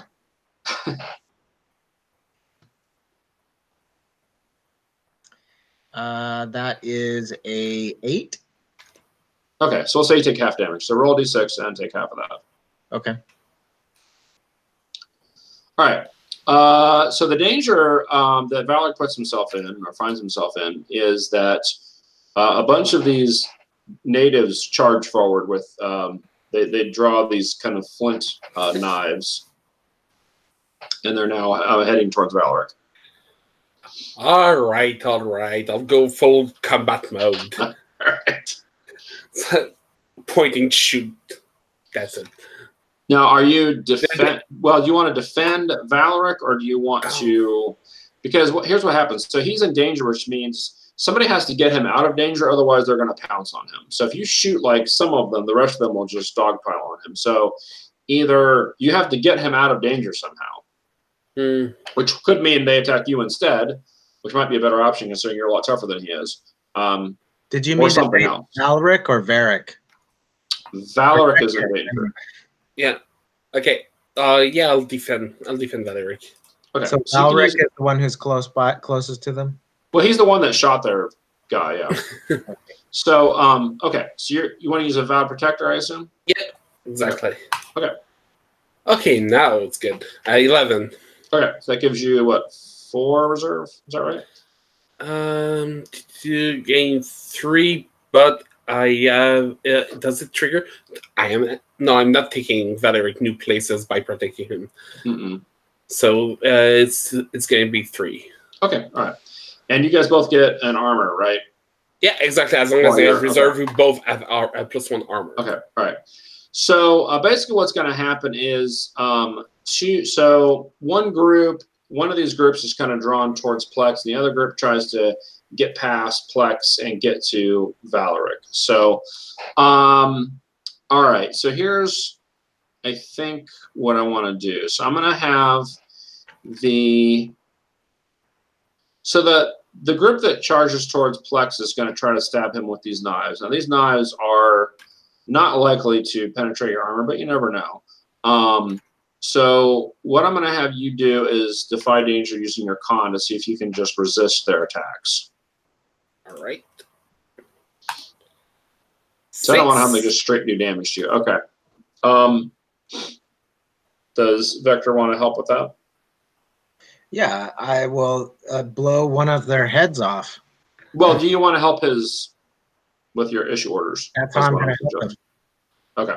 I'm going to help him by trying to, if 3 of them attack him or whatever, I'm going to try and knock one of them out to give him some. Okay. Well, what I'm asking is, all right. So are you spending one of your issue order reserve to help him not have a failure? Is my question. Oh, I'm sorry. Yes. That was what I was getting at. I didn't catch that first part. All right. Okay, cool. So that gives you a partial success. All right. So this mob is going to try to damage you, but you're gonna take half of their damage. There's probably isn't going to be enough to hurt you, but go ahead and roll anyway. So it's going to be a D4 plus 4, and then half of that. So I don't know if that'll get past your armor or not. D4 plus 4. Yeah. Rolling. It's a 5. Half of that. 2 or 3 round down. So that won't hurt you. Okay, cool. All right, so you resist that. Now, as for Valeric, so the same thing is going to happen to Valeric. You can spend your reserve from your Val Protector to try to stop that if you want. You're going to get stabbed. Negate the effect of damage of an attack against your charge. Yeah, I'm going to do that. Cool. All right, so spend your reserve. I like to be established right here and now that Valeric does not like being stabbed. That's fair. All right. Character development. Yeah. All right. So you're able to stop them by knocking them over or something. All right. Yeah. So they're still around and causing trouble. Yes, let's go to Vector. So Vector, it sounded like you wanted to shoot some of them. Is that what was happening? Yeah. In particular, the ones around Plex. Okay, sure. Yep. So again, I mentioned this before, but these are minion groups. So even though there's 8 of them, there's basically 2 sets of 4. So they kind of take damage as a group. So you're not fighting 8 individual, just FYI. And you've also got the leader.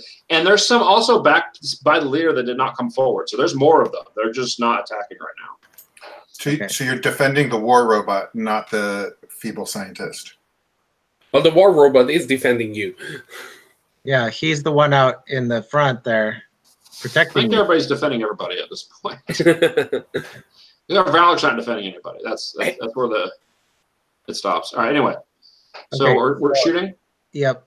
So I've got a 12. So beautiful. All right. So you can just do your damage. Okay. So I rolled a 6 plus 1 for the laser pistol. Okay. And then so 7. All right. Plus 1. So so these guys don't have any armor or anything. So you end up taking one of them out. I think I get plus 1 damage for military training too. That's only if it has a military tag on it. I think that's what that says. Let me look at the soldier. I thought I had to have the military tag for you to get that bonus. You can use them with the military tag penalty. Second, add plus 1 damage to using a weapon with. Oh, okay. Yeah. Okay. But anyway, so you take one out and you heavily damage the second one. So there's eventually there's 3 left in that group, and there's 4 left in the group on Valeric. All right. So let's go back to Valeric. What do you want to do? You're getting mobbed by these weird natives. I'm trying to move forward, or like keep going in the direction I'm going as I'm shooting behind me. Okay. All right. So go ahead and take a. Are you shooting at the guys that are on top of you, or are you trying to shoot at the leader-looking guy again? No, the guys that are on top of me. Okay. Okay.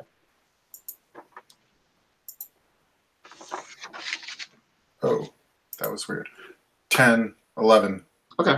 So again, so you can do your damage. You don't have to pick a thing. 1 point.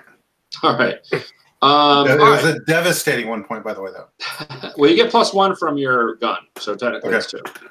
All right. So you wound one of them, but they're all still up and doing stuff. Let's go back to Plex.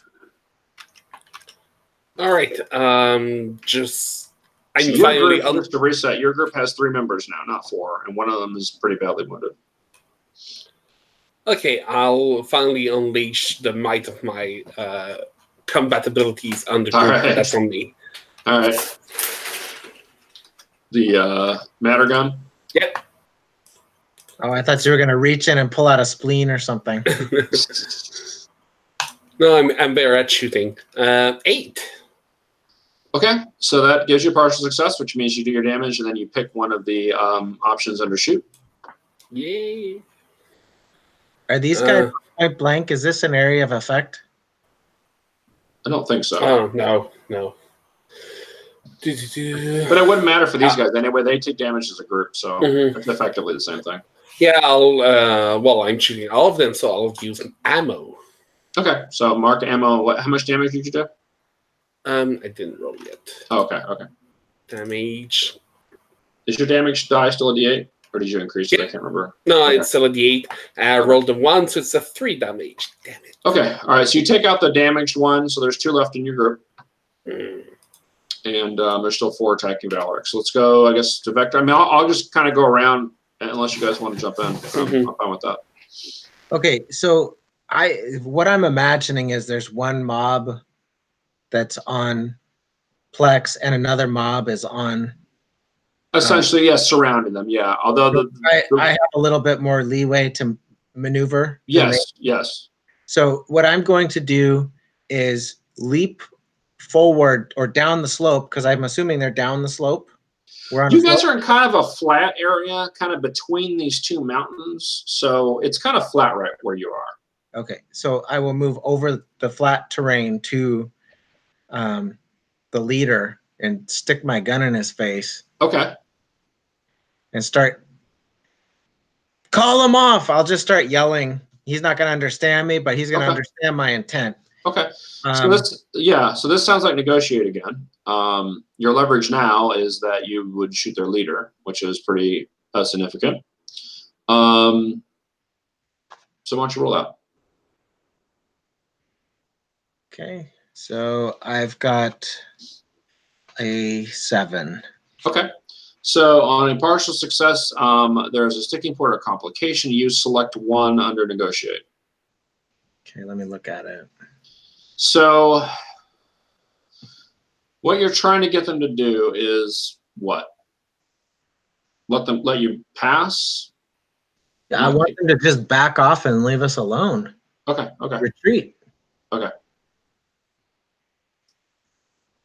And then I'll release the leader as soon as they all back off. Okay. Yeah. All right. So basically, you have to pick one of these complications under negotiate. A third party enters the situation. So I think maybe Safara. What the heck are you guys doing? Well, I decide what the third party is, but if that's the option that you want, then yeah. Oh, I see. Okay. Like you picked the option, but it's up to me to narrate what happens. So got it. Let's see. They don't agree to one of your terms. You were put in danger. Yeah, the first one's going to be tough because you really are just offering them like one thing. So I don't know. If you can think of something else that makes sense, I'm okay with that too. But yeah, I think non-player characters are free to reject the bargains and go against their essential nature. Okay, so I will. You are put in danger. Why not? Okay. All right. So you are pointing your gun at this guy. You're jabbering at him in some language he doesn't understand. But they get the idea that you have these weapons that hurt them. So that kind of makes sense.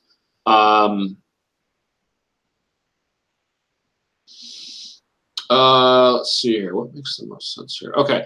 So, all right. So he seems to agree to this, and he's kind of trying to. He's yelling at his people to whatever he's yelling at them to do, and as you're doing that, you hear this loud screeching noise that you heard before, which was that giant flying thingy. And it is got a bunch of blast holes in it, and it is hurtling towards the ground. In fact, it's going to land right where you guys are chatting. This thing's humongous. So it's going to land and flatten a bunch of people. Wow, we got to run quick. Yeah. They see it too, by the way. They're not oblivious to this. They're, ah! So you think they're probably going to leave you alone. All right. So, yeah, we run towards the rope bridge, and they hopefully run the other direction. All right, cool. So I'm going to have you guys roll to defy danger to get away from this thing in time. So you can decide how you want to do that. Now, the important thing, Plex, you still are defending Valak. You can still use your reserve to if Valak needs help, if you want. Is there anything I can really do that's not in combat? All the options are just for attacks. Yeah, I mean, the danger is that he could get hit by this thing. It's going to do damage to him. Yeah. Okay, all right. So it's still counting as an attack. It would be, yeah, essentially, okay. Right. So what you could do is you could spend one of your reserves, so he doesn't have to roll. He just gets out of the way.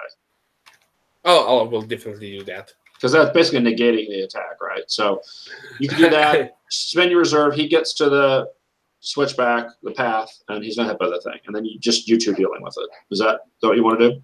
Yeah, I'll definitely do that. Cool. Okay, so Valak's there. All right, Plex or Vector, one of you guys have to figure out what you want to do about this thing going to crash and hit you. I am booking it. I am running as quickly as I can to the back. And that sounds like a dex roll, which I rolled an 8. Okay.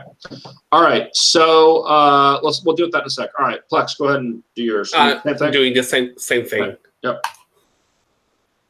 9. Okay. All right. So you guys are both trapped under one of the wings that falls down. So you don't take any damage, but this thing is really heavy, and it just fell on you, like knocking you to the ground. So Valak is already kind of up around this pass, probably hears this crash, and you guys are underneath this thing.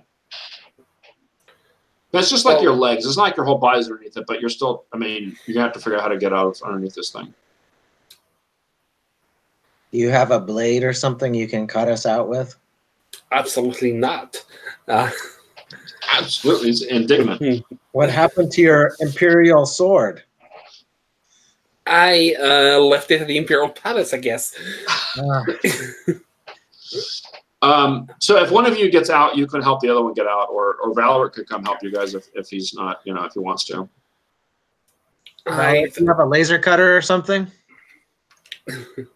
I'll try to pull us at least pull me out and then raise it like you will do from someone under a beam or something like that.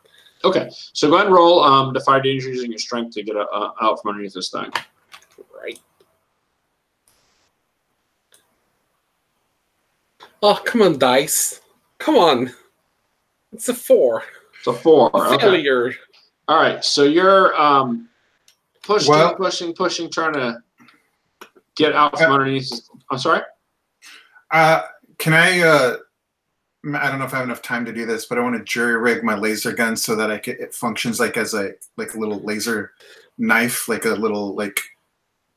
You can be doing that while they're trying to get out from underneath this thing, sure. Yeah. But I still have to deal with him failing the roll before you can do anything else. Let's do that real quick. All right. So as you're getting out, and you do manage, Plex, you do manage to get yourself out right in time to see this big rock slide happening. Damn it. So you are hit with a bunch of rocks. So you're going to take roll 2d8 and take the higher number. And you get your armor, of course. 2d8. 1d8. So you just roll a d8 twice or whatever you want to do on that thing, and then just take the higher number. Nice. I rolled 2 and then 8. All right. So you take 8 minus your armor. So it's 5 damage. All right. And you're about ankle deep in rubble. So you can easily get out of it, but it hurt. Well, I don't have pain sensors. All right. So, Valak, you were going to monkey with your gun to make a cutter. I'm not going to have you roll. You can just say that you do that. It's fine. So do you want to go help Vector get out? Yeah. Okay. Yeah. So we'll just you give +1 to his roll to get out. Oh, I roll. Okay. Yep. And you get 1 from Valak helping you. So he cuts a hole in the wing, maybe, and then I try to. Yeah, he's trying to. This thing's pretty thick, but he's loosening it definitely. Okay, and then I could try to squeeze through with what he. So what would that be? We'll say it's defy danger with strength. And the only reason why there's danger involved is because there's still rocks falling, so you could potentially get hit by them. Okay, so I've got a 10 plus whatever the bonus is. Okay, you're good. All right, so you guys get out. Yeah, and so now you can. There's nothing else here right now threatening you, and there's still a bit of a rock slide, but nothing that you can't just walk around at this point. The natives have dispersed. You don't know where they went because they took off right when this thing was falling. So you don't know where they went, but they're not here. So you can easily now head toward. Fabian! Kill us! It looks like Fabian took some shots at this thing, or somebody did. There's definitely laser blast holes in this thing's body. So, all right, cool. So you guys can now head up the mountain, no problem, and get to the bridge. I want to pause and give you guys a chance to look at your drives and relationships for XP. Let's do that real quick, and then we'll take a break. So, Valeric, why don't we start with you?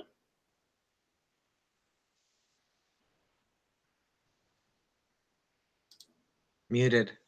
Yeah, you're muted. Vector must push me to try new things. It's weird that I get XP when Vector does something. You know what I mean? It's not something I try to engage Vector Well, you with. should be trying to get him to do that, though. That's the idea, is that you're role-play-wise, yeah. Vector must push me to try new things. Mm-hmm. So I guess as a player, out of character, maybe. Okay. Maybe your character is very, set in his ways, not interested in things, trying new things, and so Vector. All of the other relationships are something that the character actively does, but this is a passive one. This one's passive, dependent on somebody else's action. No, they should be half and half. There should be half of them should be like that, and half should be the other way. That's the way Well, I mean, like Fabian must protect me from trouble. Okay. It's essentially you need somebody to do something, or you need to do something with them. That's the way this is designed. So it's going to be a mix of both of those. Okay. But anyway, Okay. So did you trigger? Do you think that did Vector have you do anything new? Let's see. I can't think of anything. I mean, investigating that cave is probably something new, I would think. Okay, I'll take XP for that. Yeah. What else? What about with Plex? I must help Plex solve a perplexing mystery. Yeah. This whole thing is a mystery. This whole planet, this weird stuff happening with all these.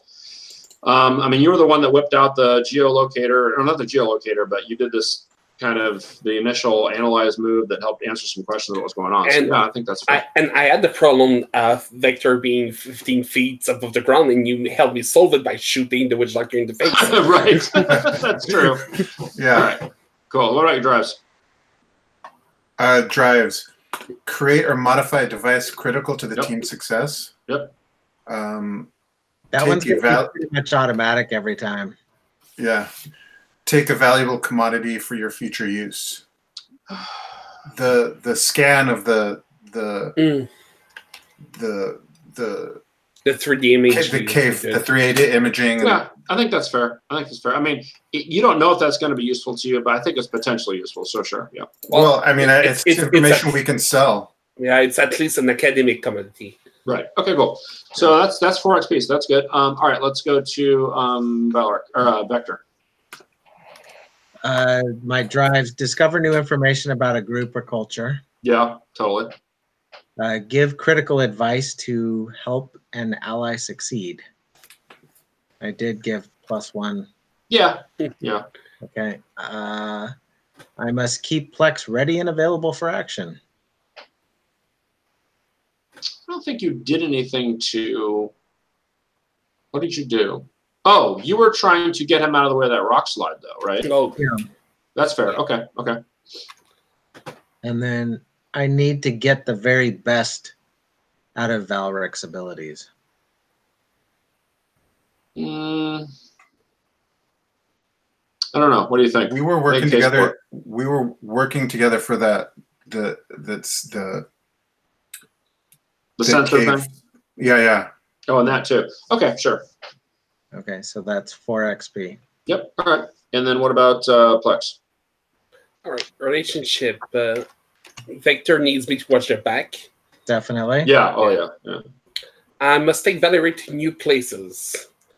Well, you were the first one off the ship, so I'm going to give you that one because you were the first brave soul to jump. And for drives, investigate a new and interesting place. Definitely. Yep. Protect yeah, definitely. Protect someone from any danger. Yep. Cool. So that's a clean sweep for everybody. So that's good news. Okay. Did anyone get enough XP to advance? Yep. Okay. I did. So why don't you take a look at that during the break if you want, and then we will be back in about 5 minutes.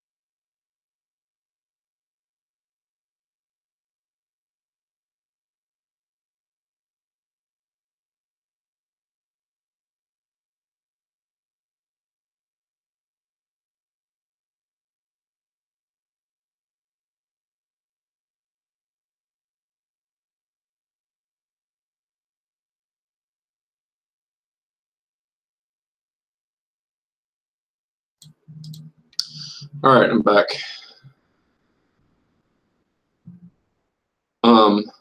Simon, did you get a chance to look at the advances? I'm looking right now. Okay.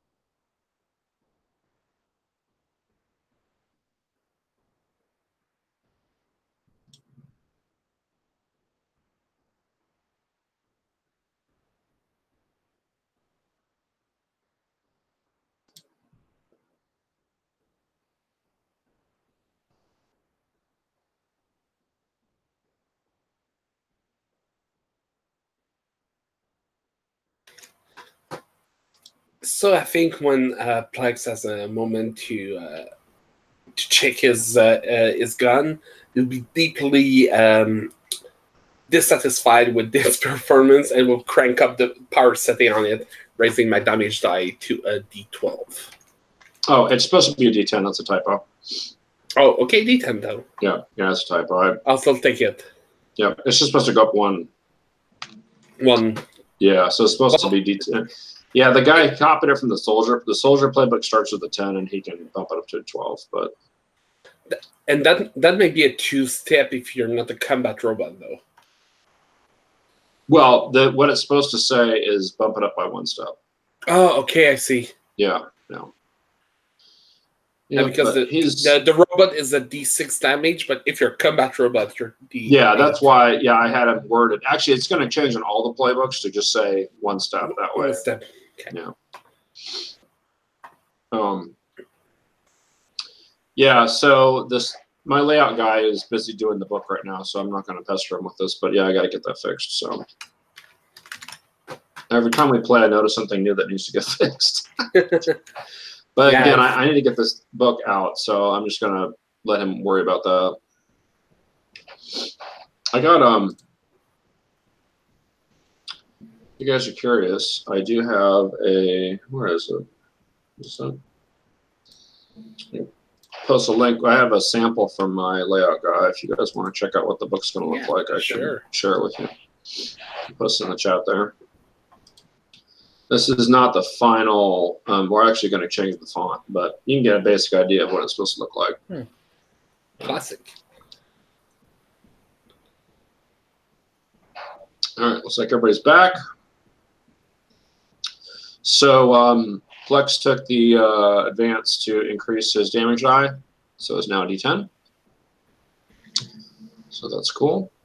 And yeah, so we'll go ahead and jump back in here. So you guys are able to ascend the switchbacks and get to the level of the mountain where there's this rope and plank bridge. So you guys cross the bridge, I guess? Yeah. So that's the plan. It's a chasm. Yeah, it's a pretty significant drop, so you don't want to. You're gonna make sure this thing's stable, but it seems a river or something down there. Yeah, they're probably River Rapids down there. Yeah. Who's going across first? I think Plex probably would normally. Yeah, I don't know this time though because I might be better able to assist if I stay behind and like dive in if there's anything. So who's going to be? I think the question is who's heavier, Plex or Valoric in his suit? Well, my suit can go on its own. It's just the suit, and I can. Yeah, I know. It's autonomous, so. Yeah. So it's not our weights put together. That's what I'm saying. So it doesn't have to be, right? That's true. Yeah. Well, yeah, I think I'm more heavy, so yeah, I'll go first. Okay. Wait. If you go first and you break the bridge. Well, yeah. Okay, I'll go last. Or I go first. this looks something that'll would be. Well, while they're talking about it, I just go. Okay. Is P1 following you, or? I tell them to hold back, just one person at a time. Okay. All right. Okay. So Valeric, you get about 2/3 of the way across, and the bridge starts to sway because of the wind. Other than that, you seem to be okay. All right. It's a little dicey, but you get across. All right. So now what? Who's next? My suit. P1 goes across. Okay. Yeah. Okay. Same thing. The bridge starts to sway a little bit more. P1's probably, I'm guessing, heavier than you, so Sure. it sways a bit. Seems to kind of creak a little bit, making you guys nervous. But P1 is able to get across. Boss? All right. You want me to go next? Yep. All right, I will head across. All right. So when you're about in the middle of this, and this bridge is probably 40 feet long, so it's pretty long. It's not like a 10-foot, just jump across. So you're about in the middle of this thing, and right as you're about in the middle, you hear this screeching noise. It sounds kind of like that thing before, but not as loud. And you see 3 smaller versions of that giant pterodactyl thing just fly right underneath the bridge. And it gets a little scary for a moment because they don't hit the bridge, but they almost hit the bridge. So what would you do? I'd start running across the bridge. Not running across. Okay. So why don't I have you defy danger using your dex to see if you can avoid anything bad happening as you do that. Okay.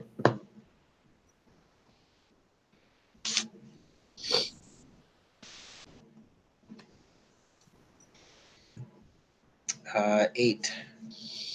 Okay. So you get across, but a number of the planks break as you're running across the bridge. Okay. So the bridge is still there, but it's a little less cohesive than it was. But you're across. Made it. Safe. Yay! Now we got Plex. It's on the other side still. Let's do this with style. Oh. So you're going to go across Plex, or what are we doing? Yeah, I'm going across. All right. So are you?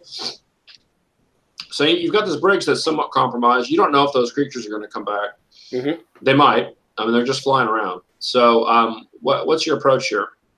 My approach here is to be very careful. I don't jump. I slowly go across plank by plank. I keep an eye out for these creatures. If they ever come in, my plan is to shoot them before they can. Okay. So I think I'm going to have you roll with your int. You're trying to be careful and pick the right, spots to stand on this bridge now, and you're not moving quickly or anything. So I think int makes the most sense, Jim. Remind me to be more careless next time. It's a fail. I rolled 2. 4 minus 2 is 2. Well, you don't have a -2, do you? No, -1. Well, still fail. Yeah. All right. Okay. So the bridge is going to break. The question is, what can we do, if anything, to try to mitigate you falling a long ways? What would you guys do? You guys are all on the other side. You see the bridge about to break. The bridge doesn't necessarily have to break. It could be some other complication, like some of the natives come back on the other side of the bridge. Could be, but the bridge is. The bridge got break. You can do the Right. You can do the Indiana Jones. You can do the Indiana Jones thing where you try to hang on to Actually, the bridge. you know what? You're right. Ash is right. We'll do something more interesting. The creatures come back and they bump the bridge, causing Plex to potentially fall off. So one option that you have is you could try to jump on one of these creatures. Yeah, I was thinking about that. I'm definitely going to do that. So why don't we have you defy danger using Dex? See if you can jump on one of the creatures before the bridge disintegrates. Avatar. Yeah. All right, let's fail that. It's getting cool. Don't fail this. It'll be bad. Oh, okay. It's a partial success. Okay. All right. So you do jump onto one of these things, but these things are pretty slippery. They're reptilian, and so there's not a lot of places to grab on. So you end up sliding almost all the way off of this thing, and you're hanging onto one of its feet. I love that image. It's flying around. What do you guys, the rest of you, do while Plex is dangling from this thing's foot? Watch. Just watch. Get the popcorn, guys. Go get the one shot there. Come on, bring him over here. Come on. All right. So you guys aren't gonna. You're just gonna see what happens. Well, I mean, he's heavy, right? And this thing maybe is like sagging, like really flapping, trying to maintain. Yeah. So maybe it's gonna try to come over to the side, the other side, or somewhere to put him down. Probably not. Probably what it's probably going to do is try to land somewhere down below, because in order to get back to where you guys are, it'd have to go up, and that's going to be a problem with this weight. So the tendency is going to be for the thing to go down, which it can do. I'm not saying crash, just land somewhere lower so that it can, deal with this thing hanging off its foot. Mm-hmm. Maybe so tests that are along the side of this cavern. Yeah, there's lots of ledges and stuff. So basically this thing is, unless you try to do something else, what's going to happen is this thing's going to try to find somewhere to try to kick you off or something. So Plex, what's your move here? I think I'm going to watch for landable ledge or anything like that and jump. Or at least let go. So these guys break formation. The other two are just like, whatever, and they just keep flying. And this thing is just like frantically trying to maintain airspeed velocity, and it can't because of this weight. So it's trying to kick you off. It's trying to like scrape you on the side of the cliff face to get rid of you. So yeah, you see a spot you can jump onto. And I will do that. All right. Well, another Defy Danger using Dex, I guess. Yeah. Dex. Oh, nice. It's a total success. Okay, you're fine. So you jump, and you're able to kind of use those claws we mentioned to kind of stabilize yourself as you land. So you're good. And this thing just kind of flies off now. But you're, I'll say you're about maybe 80 feet down below the bridge. Right. I do shout, "Thanks, buddy, for saving me." Guess I'll climb up to get to the rest of the group. Okay. So this is a pretty sheer cliff face. You can climb it, because you did mention you have those kind of claws that you can use. Mm-hmm. But potentially maybe somebody could help you.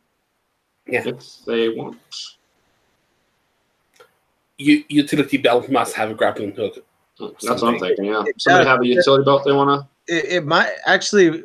Did we get a chance to recharge our uses for our utility belts after the thing for the that I put on his head, Professor Amaranth? No, you haven't been anywhere where you would have been able to do that since then.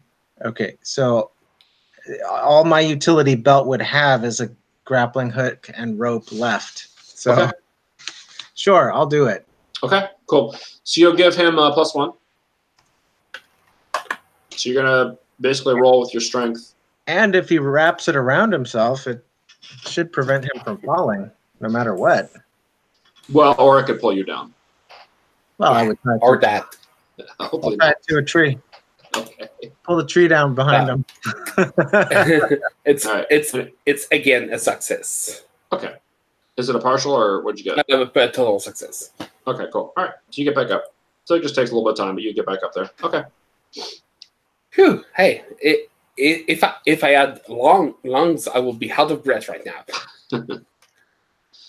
Okay, so you're on the other side now. Based on your readings on the geolocator, you think you have about 1.5 miles or so. The terrain up here looks like it's just going to be kind of a winding path around, like, so there's some ridges and stuff. You don't know what the purpose of this bridge is up here. I mean, the implication is that maybe there's some kind of civilization that uses this bridge for something, or did. So you might have company up here. You don't know. But most importantly, it's on our path to getting to Safari. Yeah. Yep. So you can get, unless you want to do anything else, it's going to get dark pretty soon, though, is one thing. But you think you'll probably be there based on your knowledge of what you've learned about this planet so far. You think you probably get to the coordinates before dark, just at dark, basically. All right, let's make sure we get there before sundown. Okay. So unless you do anything else, you will arrive at the coordinates. So sounds good. So when you're about 80% of the way there, you do see the little Scorpion, the ship. So this is a very nice ship. It's a little smaller than your ship. Painted jet black. It has Imperial symbols on it all over the place. Very, very nice looking ship, and it's just kind of sitting there. It's basically parked in a flat space, kind of secluded in a sense that there's some scrub and stuff around it that partially conceals it. There's no foliage around here big enough to completely conceal a spaceship, but yeah, it's somewhat concealed. So like I said, you're about 80% of the way to the coordinates, and you see the ship there. You don't see any sign of Zephyr there. You continue on? Yeah. Okay. All right. And again, you've got this geolocator that will help you find. Wait, I'm sorry. We're passing her ship. Yeah. And she's nowhere here, but it's on the way to the destination. Yeah. So the coordinates she gave you, you don't know exactly. That's where she wanted to meet you. So you don't know what's there other than you did your scan and you think that there's some structures and stuff. But her ship's not there. Her ship is close to it, but it's not at that spot. Right. But we're passing her ship, like physically, like we can touch it. Yeah, if you want to. Can I analyze it? Can I Sure. Inspect? I want to see, like, I don't know what I can gather from it, but maybe understand might be a better move here because, I mean, you could do analyze if you want. I don't know that this is necessarily a weird situation, but encounter a new people, place, or technology and seek to understand it. Okay. Yeah, that's legitimate. And I think your robot can help you with that. Your companion. Okay. Yeah, I will do that. Okay. And we've verified that she's not here at the ship, right? You don't see her. You haven't gone aboard the ship, or I mean, she's not standing around waiting for you at the ship. Okay. And go ahead. What were we gonna say? I was gonna say while he's doing the analyzing the ship, I'll punch my comm and say, "Hey, so we're just at your ship now. We were off. Okay. Are you here at the ship, or did you move on without us?" It sounds like she's trying to respond to you, but it's very staticky. Okay. It sounds like she said something about underground, so that could be why you're getting interference. Okay. But she did respond, and she's clearly not in the ship because if she was, it'd be clear as a bell. Stay there. We're coming to you. Okay. Yeah. Garble, something. All right. So, did you roll your understand there? 10. 10. All right. So that's all right. So you're looking at the ship. This is a very advanced Imperial. It's not a fighter. It's bigger than a fighter. So this thing is like in game terms would be a small size ship. So it's a size category smaller than your ship. It is decked out with the latest tech. It has missiles and lasers and all that kind of good stuff. You think that it has some kind of stealth technology as well, based on your looking around and being knowledgeable about spaceships? You think that it also has some kind of security system that you may not want to mess with, but that's up to you. Sounds like an invitation. I'm not going to do that right now. I will keep that in mind. I'm interested in the stealth tech. I'm sure Fabian would appreciate it. And then, yeah, we'll head off. I don't want to spend too much time here, so. Sure, and just like a cursory, you know, like a couple minutes. Yeah. Okay. All right, so you guys get to the coordinates that she gave you. So as you're getting closer and closer, you do see these large stone buildings. And these are very crudely built.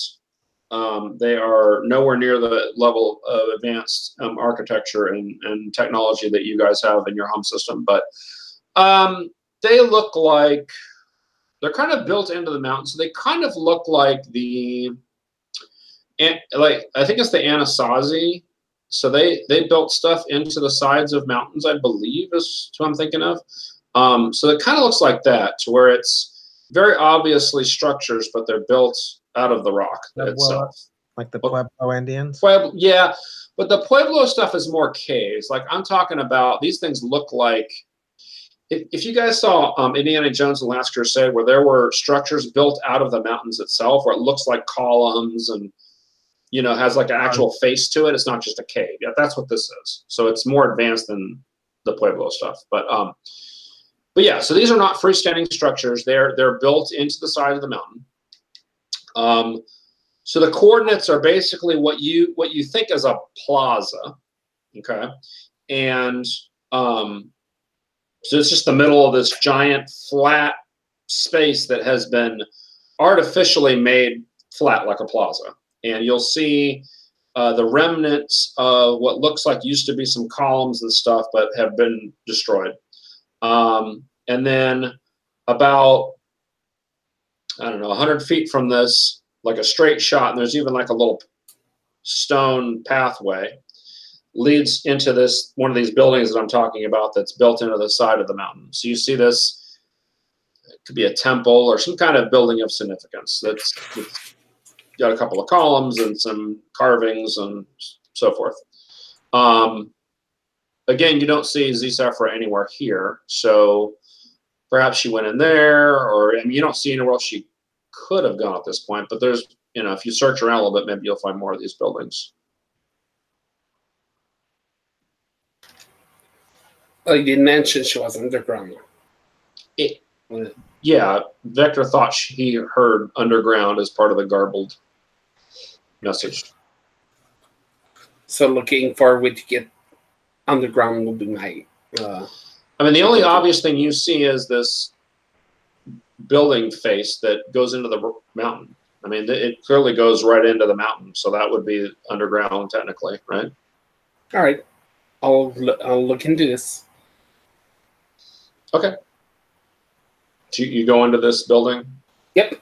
Okay. All right. Yes, so we do. I go with him. Okay. All right. Yeah. So it's we all go. We're all. Yeah, I assume you're all. Oh, okay. Okay. Okay. So as soon as you get in, I mean, the only light in here is the light coming directly from outside, and again, it's getting dark, so there's really even not much of that. So what do you guys? Because it's completely dark in here. What would you guys do for light? I assume you have something. Does a robot see in the dark? Low light vision? I don't think so. Our robot doesn't have to have that move. It's an elf robot. You can have lights that just come off your. I mean, if you want, that's cool. Yeah. Oh. Of course. It's a spacesuit, so it would have. Yeah, P1 definitely has lights, I would say. Right. Yeah. I both him and the rope and Plex would probably have some kind of lights. So okay. Okay, they're pulling out their lights. I'm pulling out my pistol. Okay. You can make light by shooting. Pew pew pew. Yeah. I can see for half a second. All right. All right. So they're able to illuminate this area. So so you guys go in. You do see as you're going in, there's this large room. It's probably 40 by 30. Immediately off of this entrance, it's just one big room, and then there's kind of an archway that looks like it leads further in. Inside this room, you see what looks like skeletal remains, and maybe some really old tools that kind of look like what you guys found earlier, but much older. And you also see a an electronic tablet. So this is something much more recent, obviously, and it's laying on the ground, kind of amidst some minor rubble. And it looks like the screen is cracked, and it's just laying there. And then that's probably it at this point. That doesn't bode well. So can there is the power of rubble big enough that somebody is under it? No, these are just Okay. maybe the size of your head. They're not super large stones. Yeah. How big is your head? Yeah, maybe your head's really big. Person size big. A person's head. Are you All speaking of my ego or my head? You're right. So anyway, for this is the scene, and then obviously you can, if you want to just ignore all this, you can keep going. I'll pick up the tablet, hand it to Valerie, say, is there anything you can get from this? Yeah, definitely. Anything that can help us track. So this is Imperial tech. You recognize it immediately. It is current technology where you guys are from, and it is obviously a Imperial. You can see the Imperial symbol on it. This must be It's the I Imperial 10. Right. But it is damaged. I mean, it's not like working right now. You might be able to fix it if you want. I want. Is there anything marking it so that we can, or at least I, having been with Safara, could tell that it was hers? If you could turn it on, you could probably figure that out. But it's not. It's not turning on right now. There's no stickers on it. No, it just has the Imperial. Brother P touch Safara on it. Right. Just no. But if you want to, you can use the repair move to fix it. One of the options with the repair move, if it's not something that has vitality like the robot, you can just restore its function. Yeah, I'm going to do that. Okay, so go ahead and roll. See how you do. What is repair based off of? And how long does it take him to repair that? A couple minutes, probably. I think I've rolled a 10 on nearly all of my rolls this game. All right, well, that's good. Well, not me. I rolled like 3, 4, 3. Yeah. It's not a fail XP game, so it's really cool to have high. Actually, good. It's good and bad for some of you. But anyway, all right. So after a few minutes, you're able to restore this thing to the point where you can actually do some stuff with it. So while he's doing that, what are the other two of you doing? I'm gonna sort of case the area and figure out if there's a all the passages out of this area. Mm-hmm. Okay, this would probably be a good time for you to do analyze. Okay. Since you're in a weird situation, I think this is good. So you're gonna roll plus your wisdom. And Plex, are you helping or what are you doing? I think I'm just going to stay on the lookout if there's anything. Yeah. Well, maybe I'll roll defend. Or do you have out protector? Hey, I got a 10 too. Okay. So 10 plus, I think my wisdom is 0. So. Well, it's a complete success. So you can ask 3 questions off the list. Okay.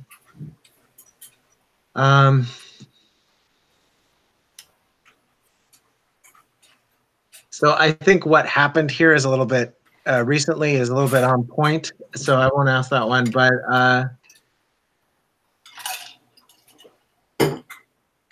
no, I don't think that's on point. I mean, it could be.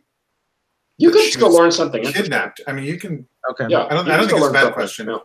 Yeah. Okay. So what happened here recently?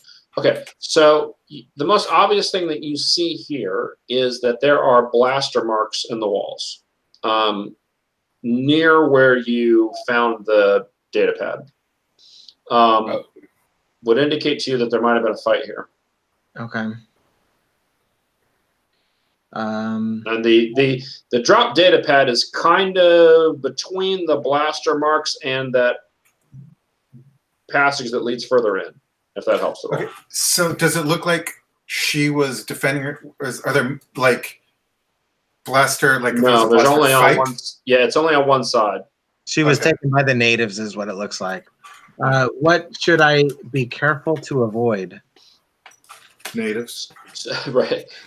So we'll say that you're kind of looking around. You got a few minutes to do this. You're kind of looking around for other evidence, and you notice as you're about to maybe briefly look into this passage that leads further in, you notice on the ground, you notice these giant like scrapes on the ground. They're kind of like metal against stone would make. Like on the ground, they're very narrow. Like right inside where you would walk in. And so maybe some sort of a trap or something. possibly, right? Yeah. And then what here is useful or valuable to me? So as you're kind of looking around, you find these 4 in each corner of this room. You find these pillars or pedestals. Pedestals, better word. These short stone pedestals. They're about knee high, maybe a little bit higher than that on a human, adult human. And you notice that one of the pedestals has, it looks like a crystal of some kind, but it appears to be broken. But it's this blue, very bright blue crystal. It's you could fit it in the palm of your hand. It's about the size of it. So it's round. The bottom of it's round. It's just kind of sitting on this pedestal, but it's obviously was at some time much bigger, but it's broken. It's very clearly broken off. You notice on all 3 of these other pedestals, there's a little depression at the top of it where this thing would fit into. But none of the rest of them have this crystal. Just one of them does. So I guess I have some psi powers, and I think there Well, that's what I was going to mention. So there's some kind of a very faint resonance when you touch. We'll say you pick this thing up. There's some kind of a faint resonance with your very meager sonic abilities right now. Yeah. But yeah, there's something going on with this crystal. Okay. Yeah, I mean, I'll just kind of turn it around in my hand, feel the aura of it or whatever. Yeah. The psychic energy, and sort of if you want to roll understand, I think that'd be fair at this point to see what this thing might do. Okay. I think that's fair.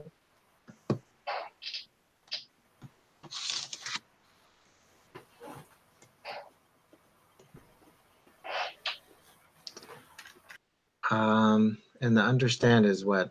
Int. Yep. So that is a 7. Okay. Well, this thing definitely, you think, responds to psionic energy.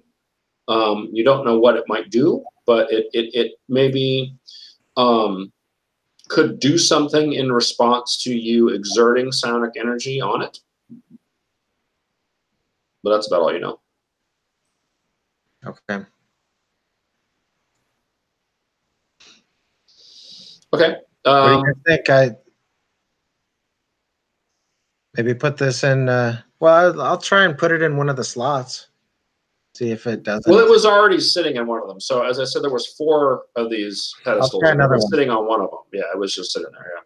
I'll try putting it in another one. Okay, it doesn't do anything. Okay. Well, like I said, there are matching little spots on all the pedestals. So it looks like maybe there were more of them at one time. Okay. So maybe if with all 4 of them together, it might do something. Yeah, maybe. Okay. Okay. So at this point, the data pad has been repaired to the point where it's usable. You can turn it on, and it's still very obviously not probably going to work for very long, but you can at least examine the stuff that's on it. I do that. Okay. So from what you can tell, this probably belongs to the Emperor's daughter. It has a lot of information about this planet on it, much of what you already know. It has, you notice it does appear to have some data that came from Professor Amarind. So whatever his notes are appears to be on here as well. You also notice that there are some personal notes on here that talk about something called the Ancients. I'm not sure what that means, but it's talking about, it seems to be referring to this place and something called the Ancients. Like she needs to find the Ancients or find their artifacts here. That's what you learn from the data pad. Fucking Ancients. Always causing trouble. Damn Ancients. If you want to spend some more time, you can maybe learn a little bit more. I don't know how much time you want to spend on this. I will. This sounds really interesting. I'm going to continue working on it. Okay. So what are the rest of you guys doing while he's looking at this? Well, maybe we'll try to fiddle around with this potential trap, see if we can get it to trigger or not trigger, or I don't know. Okay. Okay. So you're gonna how are you gonna do that? Throw rocks at it. Yeah, I mean, at first you could throw rocks, maybe grab a stick or something from outside, and there are rubbles. Okay. What are you throwing rocks at? I guess is my question. Like there, so where you said there were up scrapes. So was there something like a area, like a stone, that would be depressed, and then maybe? Oh yeah, possibly. Yeah. So you want to try to figure out where that is? Is that the idea? Yeah. Okay. All right. We'll say that you have enough time to do this, and you kind of have an idea what to watch out for. So you're able to kind of figure out there's about a 5-foot space right beyond the door that appears to be some kind of a crude pressure plate that if you stepped on that, these blades would come down and be bad for you. You could just jump. Now that you know where it is, you can jump across. Okay. You just kind of have to take a running jump and then just, yeah, you should be all right. You think? Okay. So if it's all right, I'll use Valric's suit to beam some light down the hall and make sure there's no other traps, and sort of go down. Not actually entering, but from vantage point at the entrance of the hall, and sort of look down the hall for any other scrapes or. Yeah, I think you don't see anything else. What happens is it goes about another 30 or 40 feet, and then there's like stairs or something. So you don't see anything else at that point. Okay. Without going in, you can't see anything else. Stairs going down. Yeah, yeah. And the working theory is Safara's there? Or in that direction, at least?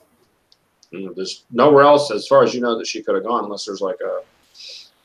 And there's no other exits out of this big room, so... All right.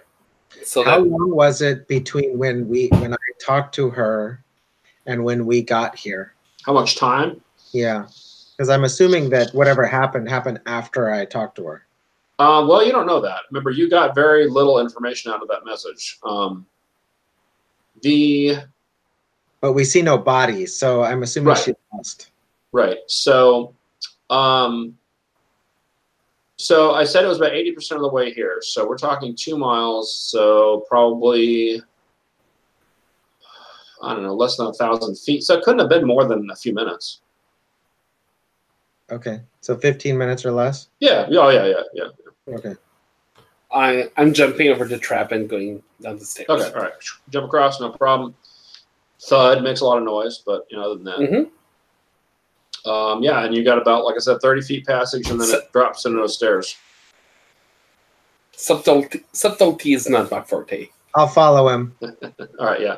You guys can easily, now that you know where this thing is, you can easily jump across and avoid the pressure plate.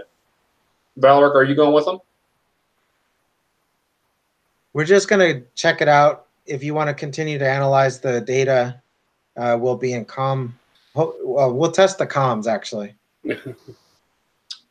So up here, you are okay. You guys are able to communicate fairly well up here. You haven't gone down the stairs yet. You're still in that. Well, I'm assuming this is before you would descend the stairs, right? Yes. So based on that, you don't think Z-Safar was here when she talked to you. Yeah. Interesting. And if she'd been in that outer room, that wouldn't have been all that interference, because it's barely inside this thing. Based on your testing of this stuff now. So the remains that were there, were they of the alien? Or that's a good question. You guys didn't ask about the remains. Why don't you roll and understand on those skeletal remains? Anybody can do that. Whoever would want to do that. Valak might make sense for that since he's got the helper. Okay. I mean, I don't care who does it, but go for it. I'll assist the helper. Okay. 9. I rolled a 9. the helper and I were sort of walking around analyzing stuff. Maybe that was one of those things. Okay. Yeah, with that extra assist, it's 9. Okay. All right. Cool. All right. So these skeletal remains are not the natives that you guys saw before. They are much taller. They're still humanoid in shape, but they are, you would guess, about 9 or 10 feet tall. So these are not humans, definitely not humans, and definitely not the things you saw earlier. And much older. These remains are maybe 100, 200 years old. So these are not anything that she shot.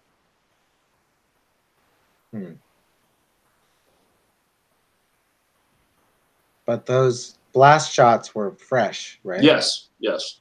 Okay. So either she missed or you don't know. I mean, she hit the wall. So. Maybe she scared him off. Yeah, maybe. Okay, well, I'm going to push you again and see if I can get her at the edge of the stairwell. Go back to the edge of the stairwell. Okay. So you're okay. So you're at that ground level still, right? Yeah. Okay. Yeah, there's still interference. Laura, can you hear me? Can you hear me? Yeah, there's bits and pieces. You hear, I got away, but there's nearby, and then it cuts off. Nice. Cuts off at the best possible time. Of course. Yeah, so that didn't change my intention. I'm still getting down there. So you guys wanted to descend the stairs? Mm-hmm. I'm doing that. Okay. Yeah, me too. So as you guys are going down the stairs, twice. So this is a pretty long staircase. This staircase is about 60 feet long, and it just goes straight down. Well, not straight down, but an angle, obviously. But there's no landings or anything, right? So it just goes, So twice along the way, you guys see more of these pedestals, like the ones you saw up top. And again, we'll say there's 2 on each side, so there's 4 total on this staircase. One of them. Actually, we'll say 2 of them have pieces of this kind of crystal that's similar to the one you found upstairs. These are a little bit smaller than the one you found upstairs, but it looks like the same basic type of crystal. Gather them up. Okay. Yeah, it's easy enough. They're not that big, and they're broken. So again, this looks like a bigger, a part of a bigger crystal that got broken. You also notice as you're traveling down, you'd find another one of these skeletons. It's the same kind you already saw, so you don't need to make any rolls or anything. But it's just kind of laying on the staircase as you're descending. And finally, when you get to the bottom of the stairs, there's a big stone door. Okay. Valeric, can you hear us from down here? We just descended about 60 stairs. Can I hear him? You hear something. You hear them talking about the stairs, but that's about it. There's definitely some interference. Interference. I click interference in SOS. in Morse code. Yeah. Okay. Yeah, that actually would work pretty well. All right. Well, let's open that door. Well, Valak, are you staying up there, or are you going down with them? I'm going to go down with them, however long it takes me to get the information. Yeah, you're done with that now. You're okay. But while you're doing that, they were doing other stuff, so you're good. Yeah. So I go down. Okay. All right. So you descend the stairs. No problem. You guys are at this door. So this door is about 12 feet tall, about 5 feet wide, made of stone.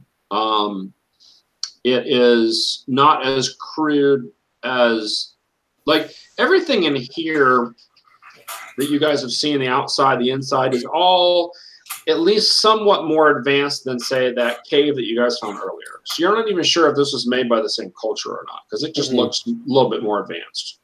Like it's got, straight edges to things, and it just looks more precisely cut, like the stonework. I mean, it's clearly a advance beyond what you saw earlier. So you're not even sure if it's the same culture that made this.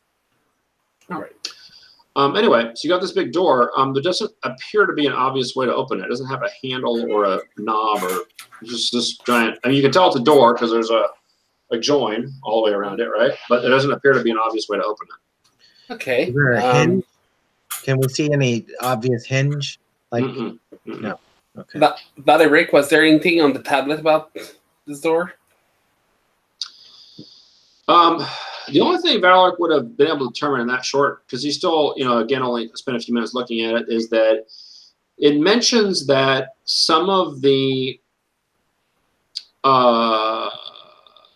some objects and things in the tomb, or not tomb, I'm sorry, the buildings react to react to psionic energy.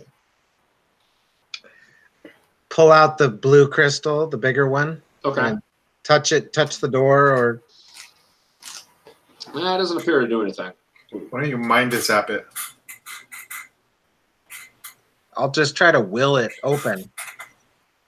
Okay. Okay. Why don't you roll plus your wisdom? We'll see if you're able to figure out how to use your meager psionics to interact with this door. Does Safara have psionics? You don't know. She never said she did. Okay. Maybe she does. I rolled an 11. Or maybe she's not alone, so you don't ask her that. But Yeah. anyway, okay. So you are able to, you kind of reach out, and the crystal, we'll say you're holding one of the crystals, right? The crystal starts to glow very brightly, and it actually explodes in your hand. It doesn't do any damage to you, but it just pops, and the door opens slightly. It opens enough for you guys to grab it and then pull it the rest of the way open. Okay. All right. Now down a crystal. Why there all the crystal are broken. You're minus one crystal. All right. And I have 3 of them. Is that what you have? Well, you had 3. Now you have 2. 2. Okay. But yeah, you do know that you are able to exert your psionic ability on these crystals to do stuff. But it seems like you're pressing very hard to do this. But hey, if you decide to spend an advance on another psionic power, it would certainly make sense, if you want. Anyway, yeah, so you guys get the door open, no problem. And who opens the door? I do. Okay. Well, but he opens the door. I mean, who physically, like, because it just opens a tiny bit, right? So someone just has to grab it. And yeah. Okay. And beyond this, you see kind of a 10, 15-foot passageway, and then another set of stairs that goes down.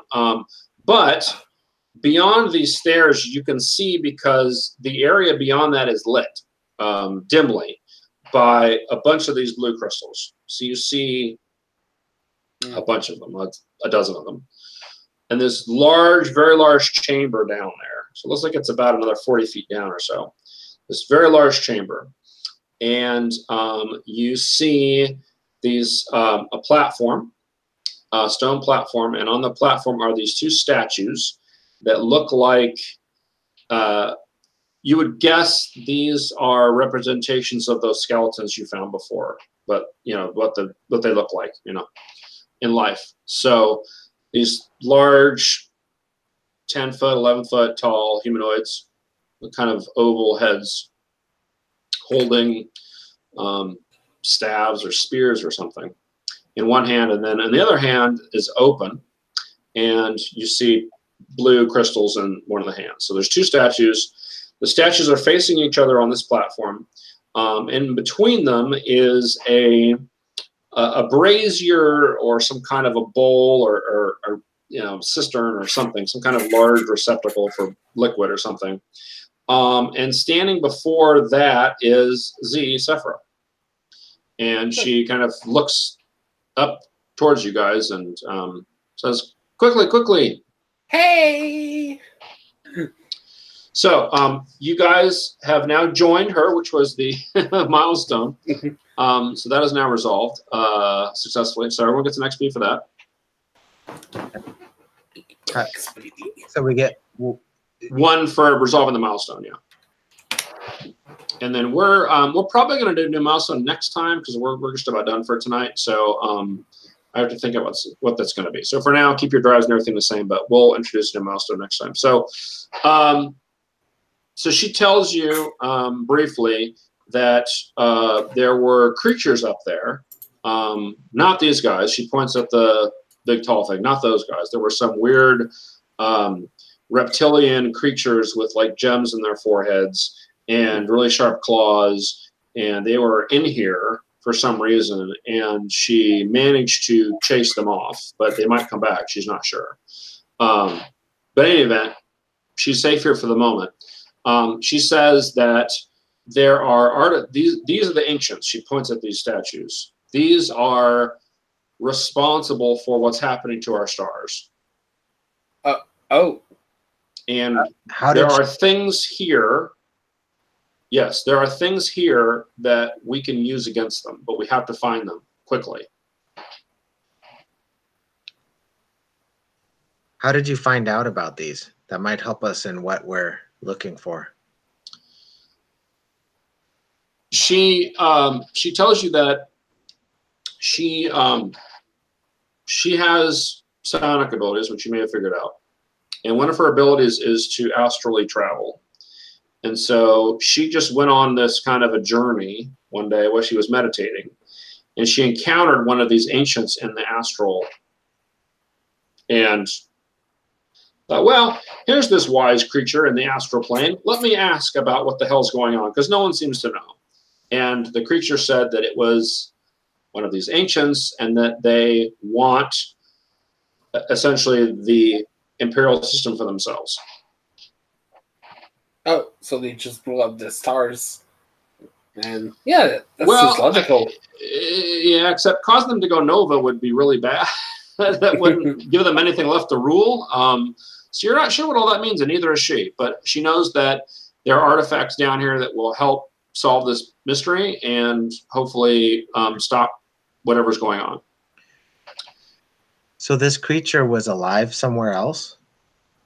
Or was it a spirit from the She's past? not 100% sure. She didn't talk to him for that long. But yeah, she's not sure. But she learned enough to find out about this place and sort of what was going on. She also tells you that there is a rift amongst the ancients. Some of them do not want to do the Nova thing. So some of them are peaceful and some of them are not. So she also thinks that there's a chance to get some of them to turn on the others and maybe stop all this that way. But that's where we're going to stop for tonight. That gives us a good place to have a little cliffhanger, or not a cliffhanger, but you know. So, all right. So let's real quick go through any drives relationships that may have happened since the last time we checked. So let's do real quick. Let's start with Plex. To do investigate new interesting place. Yep. Check. No question. I think the other ones didn't trigger it again. Okay. Protect someone from imminent danger. I think that you probably did that. Did I? Did he? I don't think he did. Because the only time he was in danger was when he was the last one across the bridge. Yeah, I don't think he did. Yeah. I should have some kind of drive to do some super awesome kite riding on the pterodactyl, but yeah, I don't have that one. Yeah, I didn't have that one. All right, cool. What about what about Vector? Discover new information about a group or culture. Give critical advice to help an ally succeed. Yeah, did you do that? I don't know. Yes, I did. I gave +1 to Valeric, I think. I think you aided him in something. I think that's what happened. Okay, we'll give it to him. I think you aided him. Yeah, aided. Yeah, aided. Yeah, it doesn't have to be spending your reserve. I mean, it's just, you know. Okay. What about drives? I must keep Plex ready and available for action. Yeah, I don't think so. He got into trouble all on his own. I need actually, hold on. Didn't you spend your last utility belt to get him off that cliff though? Yeah, you're right. I did. Okay. Yeah, let's do it. Okay. I need to get the very best out of Valeric's abilities. Yeah. Okay. You helped him with figure stuff out with the. All right, so that's 4. Data pad. Okay, cool. And let's go to Valeric. Create or modify a device critical to the team's success. Yeah. Okay. Take a valuable commodity for your future use. I would say, yeah. Both of those are kind of the same, but yeah, in this case. Vector must push me to try new things. I don't think so. Okay. I must help Plex solve a perplexing mystery. I'm sure I was. Yeah, you helped me with the door. Yeah. That was a one point of asking you. Okay. All right. Cool. Okay. So let's do the end of session move then, real quick, as we do. So again, we're going to ask these questions. Where everyone agrees yes, then everyone gets XP. Did everyone trigger at least one drive? Yep. Yes. Okay. That's one for everybody. Did everyone trigger at least one relationship? Yes. Yep. Yes. Okay. Cool. Did you survive despite incredible odds? Yeah. Yeah. Almost fell off. Yeah, that's true. You know, not to mention that giant thing attacking the ship. So okay, sure. Did anybody undergo a transformation, physical, mental, or spiritual? No. I don't think so. Not this time. Okay. Did anybody make a new ally or turn an enemy into a friend? I think so. We made new enemies. Yeah. Does that count? No. I mean, if you've been able to befriend the natives, maybe, but you didn't really. Okay. And then for every milestone that passed, you get one. So that's one more because you did the one milestone. So that should be 1, 2, 3, 4 more.